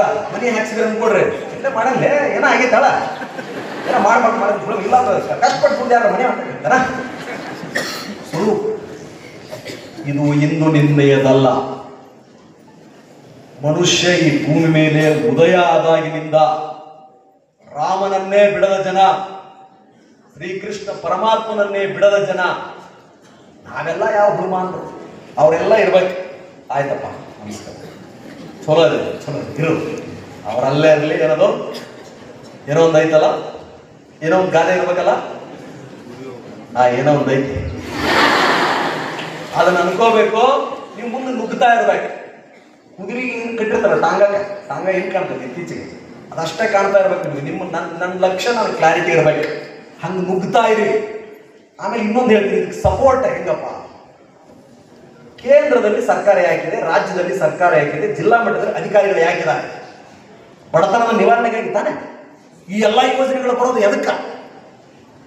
ಒಳ್ಳೆ ರೋಡ್ ಬೇಕು, ಒಳ್ಳೆ ಮನಿ ಬೇಕು, ಸ್ವಯಂ ಉದ್ಯೋಗಕ್ಕೆ ಸಾಲ ಕೊಡ್ರಿ, ಮತ್ತೊಂದು ಕೊಡ್ರಿ ಅಂತ, ಜನ ಉದ್ಧಾರ ಆಗ್ಲಿ ಅಂತ ತಾನೆ. ಹಾಳಾಗ್ಲಿ, ಇವರೆಲ್ಲ ಬಟ್ಟೆ ಬಿಟ್ಟು ಓಡಾಡ್ಲಿ, ಹಸುವಿನಿಂದ ಆಹಾಕಾರದಿಂದ ನೆನಲಿ, ನಿರುದ್ಯೋಗದಿಂದ ದಂಗೆ ಹೇಳಿ ಅಂತ ಇಲ್ಲ ತಾನೆ. ಹಾಗಿದ್ದಲ್ಲಿ ಸರ್ಕಾರ ಮತ್ತು ಎಲ್ಲ ಯೋಜನೆಗಳ ಸಂವಿಧಾನದ ಮೂಲ ಉದ್ದೇಶ ಬಡತನವನ್ನು ನಿರ್ಮೂಲನೆ ಮಾಡಿ ಸ್ವಸ್ಥ ಸಮಾಜವನ್ನು ಕಟ್ಟುವುದಾದರೆ ನೀನು ನಿನ್ನ ಮನೆ ಕಟ್ಟುವ ಮೂಲಕ ಸಮಾಜ ನಿರ್ಮಾಣವನ್ನು ಆರಂಭ ಮಾಡಬೇಕು. ಒಳ್ಳೆ ಬಟ್ಟೆ ಹಾಕೊಳ್ಳೋ ಮೂಲಕ ಆರಂಭ ಮಾಡಬೇಕು. ಇದಕ್ಕೆಲ್ಲ ಭದ್ರ ಬುನಾದಿ ಏನಾಗಿರ್ಬೇಕು? ಶ್ರಮ. ದುಡಿತವೆ ದುಡ್ಡಿನ ತಾಯಿ. ಖಾಲಿ ಕುಂದ್ರಬಾರ್ದು. ಒಳ್ಳೆ ಗಾಡಿ ಐತೆ, ಟಮ್ ಗಾಡಿ, ಅದನ್ನು ನೀಟ್ ಕ್ಲೀನ್ ಮಾಡಿ, ಒಳ್ಳೆ ಮ್ಯೂಸಿಕ್ ಹಾಕಿ, ಒಳ್ಳೆ 4 ಹೆಸರು ಬರೆದು, ಏನು ಬಾಣಂತಿಯರಿಗೆ ಫ್ರೀ, ಅಂಗವಿಕಲಿಗರಿಗೆ ಫ್ರೀ ಅಂತ ಹಾಕಿ ಒಂದು ಬಸ್ಸದ ಅದನ್ನೇ ಎಂಜಾಯ್ ಮಾಡ್ಬೇಕು ಕೆಲಸ. ಟಮ್ ಗಾಡಿ ಇದ್ರು, 1 ಎಕರೆ ಹೊಲ, ಈ ಸಾರಿ ನೀರಾವರಿ ಮಾಡ್ತೀನಿ, ರೇಷ್ಮೆ ಇದನ್ನು ಬೆಳೆಗಳು ಮಾಡೋಣ, ಟಮಾಟೆ ಬೆಳೆಯೋಣ, ಅಥವಾ ಗಜ್ರಿ. ನಮ್ಮ ಹುಡುಗ ಬಂದ ನನ್ನ ಗೆಳೆಯ ಗಜ್ರಿ, ನಮ್ದಿಲ್ಲ 100 ಗಜ್ರಿ ಫೇಮಸ್. ನಾಗರ ಗಜ್ರಿ, ಪಡ್ಜರ್ ಗಜ್ರಿ ಬೆಳೆದು ಗೋವಾಕ್ಕೆ ಕಳ್ಸೋದು, ಲಕ್ಷಗಟ್ಟಲೆ ಹಣ ಎಣಿಸೋದು. ಯಾವ ಅಪ್ಪಂದು ಏನು ದೇಖಲಿಕ್ಕಿಲ್ಲ, ಯಾರು ಬೆದರಿಕಿಲ್ಲ. ಹಂಗೆ ಮಾಡ್ಬೋದಲ್ಲ. 0 ಟ್ಯಾಕ್ಸ್ ಅಗ್ರಿಕಲ್ಚರ್ಗೆ. ಆರಾಮ್ ಗಜ್ರಿ ಬೆಳಿತೀರಪ್ಪ, ಆರಾಮಿದ್ದೀನಿ, ಒಳ್ಳೆ ಊಟ ಮಾಡ್ತೀನಿ, ಮನ್ಯಾಗ ನಾನು ಯಾವ ತಿಂಡಿಲ್ಲ ಮಲಗ್ತೀನಿ, ರಾತ್ರಿ ಮಲಗಿದ್ರೆ ನಿದ್ದೆ ಸರಿ ಬರ್ತದೆ. ಅದಕ್ಕಿಂತ ಒಳ್ಳೆ ದೊಡ್ಡ ನೌಕರಿ ಮಾಡೋರು ಬೆಂಗಳೂರಲ್ಲಿ ಸಂಬಳ ಎಷ್ಟೈತಿ? 30,000-40,000 ರೂಪಾಯಿ ಒದ್ದಾಡ ಹೋಗಿರ್ತಾರ. ಬೆಳಿಗ್ಗೆ ಹೇಳ್ಬೇಕು, ನಮ್ಮ ಟ್ರಾಫಿಕ್ ಹೋಗ್ಬೇಕು, ನಿಲ್ಲಬೇಕು, ಬಯಸ್ಕೋಬೇಕು, ಬಾಸ್ ಕಡೆ ಎಸ್ ಅನ್ಬೇಕು. ಸುಮ್ಮನೆ ಅದ್ರಾಗ ಹಾಲು ಇರಂಗಿಲ್ಲ, ಬೆಲ್ಲ ಇರಂಗಿಲ್ಲ, ಚಾ ಕುಡಿಬೇಕು, ವಾಪಸ್ ಬರ್ಬೇಕು, 200 ರೂಪಾಯಿ ಕೊಡ್ಬೇಕು. ಅದಕ್ಕಿಂತ ಇದು ಒಳ್ಳೇದಲ್ಲ. ಊರಾಗ ಅಪ್ಪ ಅವ್ವ ಅಜ್ಜನ ನೋಡ್ಕೊಂಡು, ಅಜ್ಜರ ಕಾಲು ಮುಗಿಸ್ಕೊಂಡು ಮನೆಗೆ ಹೋಗಿ ಮಠದಾಗ ಕುತ್ಕೊಂಡು ಸಾಯಂಕಾಲ ಒಂದು ಹರಟಿ ಹೊಡೆದ ಬಿಟ್ಟು ಹೊಂಟೆಲ್ಲ ನನ್ನ ಹಳ್ಳಿ ಸಾಂಗ್ ಕೇಳಿ ವಾಪಸ್ ಬಂದ ಬಿಂದಾಸಿರ್ಬೋದಲ್ಲ. ಟ್ಯಾಕ್ಟ್ರಾಗ ಸಾಂಗ್ ಹಾಕೊಂಡ, ಹೌದಿಲ್ಲ? ನನ್ನ ಮನಿ, ನನ್ನ ಊರು, ನನ್ನ ಹೆಮ್ಮೆ, ನನ್ನ ಉದ್ಯೋಗ, ನನ್ನ ಹೆಮ್ಮೆ, ನಾನು ಈ ರಾಜ್ಯದ ಆಸ್ತಿ, ಲಯಬಿಲಿಟಿ ಅಲ್ಲ. ಈ ಮೈಂಡ್ ಸೆಟ್ ಬರ್ಬೇಕ್ರಿ. ಸೊ ಇಷ್ಟ. ನಾವು ಇನ್ನು ಮುಂದೆ ನಮ್ಮ ಪ್ರಯಾಣ ಭಾಳ ಐತಿ. ಆಕ್ಚುಲಿ ನಿಮ್ಗೆಲ್ಲ ಪ್ರಶ್ನೆಗಳನ್ನ ಕೇಳಿ ಉತ್ತರ ಹೇಳಬೇಕು ಅಂತಿದ್ದೆ. ಇಲ್ಲಿ ಬೇರೆದಂಗೆ ಇದು ಕುಷ್ಟಗಿ ಹಿರೇಮನ್ನಾಪುರ ಯೋಧ ದಸರಾ ಉದ್ಘಾಟನೆ ಸಿಂಧನೂರು. ಅದಾದ್ಮೇಲೆ ವಾಪಸ್ ಗಂಗಾವತಿ. ಎಲ್ಲ ಹಳೆ ಹುಡುಗರನ್ನೆಲ್ಲ ಕರೆದು ಮುಟ್ಟಕ್ಕೆ ರಾತ್ರಿ ನಮ್ಮ ಕ್ಲಾಸ್ಮೇಟ್ಸ್ ಎಲ್ಲ ಅದರಲ್ಲಿ ಅವ್ರು ಒತ್ತಾಯ ಮಾಡಕ್ಕೆ ಹೊಂಟಿರಿ. ಏನು ಬಂದಿದ್ದು ನಮ್ಮ ಗೆಳೆಯ ವೀರೇಶ್ ವಾಲ್ಮೀಕಿ, ಅರುಣ್ ಸರ್ ಮತ್ತು ನಮ್ಮ ಕಳ್ಕಂಡವ್ರ ಸರ್ ಎಲ್ಲ ಹೇಳಿದ್ರು. ನನಗೇನಂದ್ರೆ, ಇಫ್ ಮೈ ಪ್ರೆಸೆನ್ಸ್ ನಾನು ಬರೋದ್ರಿಂದ 4-5 ಜನ ಹುಡುಗರು ಬದುಕು ಹಿಂಗೂ ಐತನು. ನಮ್ಮ ಊರಾಗ ಇದ್ದವ್ ಈ ಹುಡುಗ ರವೆಪ್ಪ, ಇವನ್ನೆಲ್ಲ ಹಿಂಗೆ ಮಾಡಿದ್ರು ನಾವು ಮಾಡಬಹುದು. ಅವರು ಕನ್ನಡ ಮೀಡಿಯಮ್ ಓದಿರೋದು, ನಾವು ನೋಡಿದ ಸೈನ್ಸ್, ಅವ ಇನ್ನೂ ಆರ್ಟ್ಸ್ 14 ಅವರು ಆ ಮಟ್ಟಕ್ಕೆ ಹೋಗಿ ಪರೀಕ್ಷೆ ಬರ್ದಾನ. ನಾವು ಯಾಕೆ ಮಾಡಬಾರ್ದು? ಒಂದು ಕೈ ನೋಡ್ಕೊಳ್ಳೋಣ, ಒಂದು ಕೈ ನೋಡೋಣ ಅಂತ ನೀವು ಟ್ರೈ ಮಾಡಿ IAS IPS ಆಗದೆ ಹೋದ್ರೂ PSI ಆದ್ರೆ ಅನ್ಕೊಡ್ರಿ, ತಹಸೀಲ್ದಾರ್ ಆದ್ರಿ, ಒಬ್ಬ ಉದ್ಯೋಗಸ್ಥ ಆದ್ರಿ, ಏನಿಲ್ಲ ವಾಪಸ್ ಊರಾಗ ಬಂದು ಊರಿನ ಬಗ್ಗೆ ಆಲೋಚನೆ ಮಾಡೋ ಒಬ್ಬ ವ್ಯಕ್ತಿ ಆದ್ರಲ್ಲ ಸಾರ್ಥಕ ನಾವು ಬಂದಿದ್ದು ಅಷ್ಟ. ನಾವು ವಿಶ್ ಆಲ್ ದಿ ಬೆಸ್ಟ್. ಭಗವಂತ ಪರಮ ಪೂಜ್ಯ ಅನ್ನದಾನೇಶ್ವರರ ಪರಮ ಪೂಜ್ಯರ ಆಶೀರ್ವಾದ ಸದಾ ಎಂದು ಇರಲಿ. ಈ ನಮ್ಮ ಪರಂಪರೆಗೆ ಈ ಹಿನ್ನೆಲೆಗೆ ದೊಡ್ಡ ಉದ್ದೇಶ ಇದೆ. ಆಧ್ಯಾತ್ಮನ ಇನ್ನೊಂದು ದಿವಸ ಮಾತನಾಡೋಣ. ಅಜ್ಜರ ಬಗ್ಗೆ ಮಾತನಾಡ್ಬೇಕಂತ ಸ್ಟಾರ್ಟ್ ಮಾಡಿದೆ, ನಾನು ಎಲ್ಲೋ ಹೊಂಟೋಯ್ತದು. ಸೊ ಸರ್ವಸಂಗ ಪರಿತ್ಯಾಗಿಗಳಾಗಿ ತಸ್ಯ ಪ್ರಕೃತಿ ಲೀನಸ್ಯ, ಪ್ರಕೃತಿಯೊಳಗೆ ಒಂದಾದವರು. ಗಾಳಿ ಹೇಗೋ ನೀರು ಹೇಗೋ ನಾವೆಲ್ಲ ಅವ್ರಿಗೆ ಹಂಗೆ. ಗಾಳಿಗೆ ಭೇದ ಭಾವ ಇಲ್ಲ, ನೀರಿಗೂ ಭೇದ ಭಾವ ಇಲ್ಲ, ಈ ಭೂಮಿಗೂ ಭೇದ ಭಾವ ಇಲ್ಲ. ಆ ರೀತಿಯ ಮಹೋದ್ದೇಶ ಇಟ್ಕೊಂಡು ಶೈಕ್ಷಣಿಕ ರಂಗದಲ್ಲಿ ಇಷ್ಟೊಂದು ಅದ್ಭುತ ಕೆಲಸ ನಡೀತಾ ಇದೆ. ಪರಮ ಪೂಜ್ಯರ ದಿವ್ಯ ಸಾನ್ನಿಧ್ಯದಲ್ಲಿ ವೇದಿಕೆ ಹಂಚಿಕೊಳ್ಳೋದೇ ಒಂದು ಅದೃಷ್ಟ. ಅದೇ ರೀತಿ ಊರಿನೆಲ್ಲ ಹಿರಿಯರು ಇದನ್ನೆಲ್ಲ ಭೇಟಿಯಾಗೋದೇ ಒಂದು ಅದೃಷ್ಟ. ನಿಮ್ಮೆಲ್ಲ ಒಳಿತಾಗಲಿ. ಇನ್ನೊಂದು by the way, we have institutions, ಸ್ಪರ್ಧಾತ್ಮಕ ಪರೀಕ್ಷೆಗಳಿಗೆ ತರಬೇತಿ ಕೇಂದ್ರಗಳಿದೆ ನಮ್ದೆಲ್ಲ. ನಾನು ಸೇವೆಗೆ ಸೇರಿ 6ನೇ ವರ್ಷಕ್ಕೆ 10 ವರ್ಷ ಆಯ್ತು almost. Police constable, village accountant, PDO, police, ಆಮೇಲೆ PSI, KPSC, UPSC ಮಾಡ್ತಿದ್ವಿ. UPSC ಬಂದಾಗ 4 ವರ್ಷ ಆಯಿತು. ಬಿಕಾಸ್ ಬೆಂಗಳೂರಲ್ಲಿ ಮಾಡಲಿಕ್ಕಾಗಿಲ್ಲ. ಧಾರವಾಡ ಇದೆ, ಅಲ್ಲಿ ಎಲ್ಲ ಬಡ ವಿದ್ಯಾರ್ಥಿಗಳಿಗೆ ನಾವು ಉಚಿತ ಕೊಡ್ತೀವಿ. ಗೊತ್ತೋ ಇಲ್ಲ, 1000 ರೂಪಾಯಿ, 1000 rupees, 3000 ಇತ್ತು, 1000 ಇಟ್ಟು ಕೊಡ್ತೀವಿ. ನಮ್ಮ ಉದ್ದೇಶ, ಯಾವ ಹುಡುಗ ಬರ್ತಾನ ಒಂದು personality development, spoken English, communication skills, 3 ತಿಂಗಳ ಕಾಲ ಕಂಪ್ಲೀಟ್ ಪ್ಯಾಕೇಜ್. ನಮ್ಮ ಹಿಸ್ಟ್ರಿ ಇದೇ ರೀತಿ ನಾವು ಬೋಧನೆ ಮಾಡೋದು. ನಾನೇನು ಹೇಳಿದ್ರೆ ಈ ರೀತಿ ಬೋಧನೆ ಮಾಡ್ತೀನಿ. ನಾನು ಅಂಕಿ ಸಂಖ್ಯೆಗಳನ್ನು ಹೇಳಲ್ಲ. 10,000 ಸೈನಿಕರಿದ್ದರು, ಅವರು ಬಂದರು, ಹೊಡೆದಾಡಿದರು, ಸಾಮಂತರ, ಅದ್ರ ಹಿಂದೆ ಏನೋ ಫೇಲಿಯರ್ ಐತಿ ಅದನ್ನು ಹೇಳ್ತೀನಿ ನಾನು. ನಾರ್ಮಲಿ ಅವ್ರು ಬಂದರು, ಕೆರೆಕಟ್ಟೆಗಳನ್ನು ಕಳಿಸಿದ್ರು, ದೇವಾಲಯ, ವಾಸ್ತುಶಿಲ್ಪ, ಅಲ್ಲಿ ಏಕಶಿಲೆ ನಿಂತಿತ್ತು, ಟನ್ ಟನ್ ಸೌಂಡ್ ಬರ್ತಿತ್ತು. ತಗೊಂಡು ಏನು ಮಾಡೋದು ಆಯ್ತು. ಅದ್ರ ಹಿಂದೇನಪ್ಪ ಹೆಂಗಿರ್ಬೇಕು ಅವ ಜಕ್ನಾಚಾರ್ಯ. ಆ ಜಕ್ನಾಚಾರ್ಯ ಬಗ್ಗೆ ಹೇಳ್ತೀನಿ ನಿಮ್ಗೆ ನಾನು. ಸೈನ್ಸ್, ಆಲ್ಬರ್ಟ್ ಐನ್ಸ್ಟೈನ್ E=mc² ನಾ ಎಕ್ಸ್ಪ್ಲೇನ್ ಮಾಡಲ್ಲ. ಅವ್ನ ತುಲಿ ಹೆಂಗಿತ್ತಂತ 2 ನೋಬೆಲ್ ಪಾರಿತೋಷಿಕ. That's how I explain. ಪಾಠವನ್ನು ಮಾಡಬೇಕಾದ ವಿಧಾನವೇ ಅದು. ಹಾಗಾಗಿ ಯಾರ್ಯಾರು ಅದಿರಿ ಸರ್ ನಾನು PSI ಆಗ್ಬೇಕು, ಎಂತ PSI ಆಗ್ಬೇಕು ಅನ್ಕೊಂಡಿದ್ದೀನಿ ಅಂದ್ರೆ, ಸರ್ ಯಾರು ಬಡವರು ಬರ್ತಾರೆ ಅವ್ರಿಗೆಲ್ಲ ಸಹಾಯ ಮಾಡ್ಬೇಕು ಅನ್ಕೊಂಡಿದ್ದೀನಿ ಸರ್. ಒಂದೇ ಅಕ್ಷರ ಚಟುವಟಿಕೆಗಳನ್ನ ನಾನು ಅವಕಾಶ ಕೊಡಲ್ಲ ಸರ್, ಅಂತ PSI ಆಗ್ತೀನಿ ಸರ್. ಹಳ್ಳಿಗಳಿಗೆ ಹೋಗ್ತೀನಿ ಸರ್, ಎಲ್ಲಾ ಕಾನೂನುಗಳನ್ನ ಎಕ್ಸ್ಪ್ಲೈನ್ ಮಾಡ್ತೀನಿ ಸರ್. ಬೆಳಗ್ಗೆಯಿಂದ ರಾತ್ರಿವರೆಗೂ ಠಾಣೆಯಲ್ಲೇ ಕೂಡ್ತೀನಿ ಸರ್. ಹೆಂಡತಿ ಮಕ್ಕಳು ಬಿಟ್ಟಾದ್ರೂ ಜನರನ್ನು ಕಾಯ್ತೀನಿ ಸರ್. ಪೊಲೀಸ್ ಇಲಾಖೆಗೆ ಅನ್ವರ್ತಕ ನಾಮ ಆಗ್ತೀನಿ ಸರ್. ಪೊಲೀಸರಂದ್ರೆ ಭಯ ಅಲ್ಲ, ಭರವಸೆ ಅನ್ನೋದನ್ನ ಪ್ರೂವ್ ಮಾಡ್ತೀನಿ ಅನ್ನ ಹುಡುಗರು ಯಾರ್ಯಾರಿದ್ರಿ ಅವ್ರಿಗೆಲ್ಲ ಟ್ರೈನಿಂಗ್ ಕೊಡ್ತೀನಿ.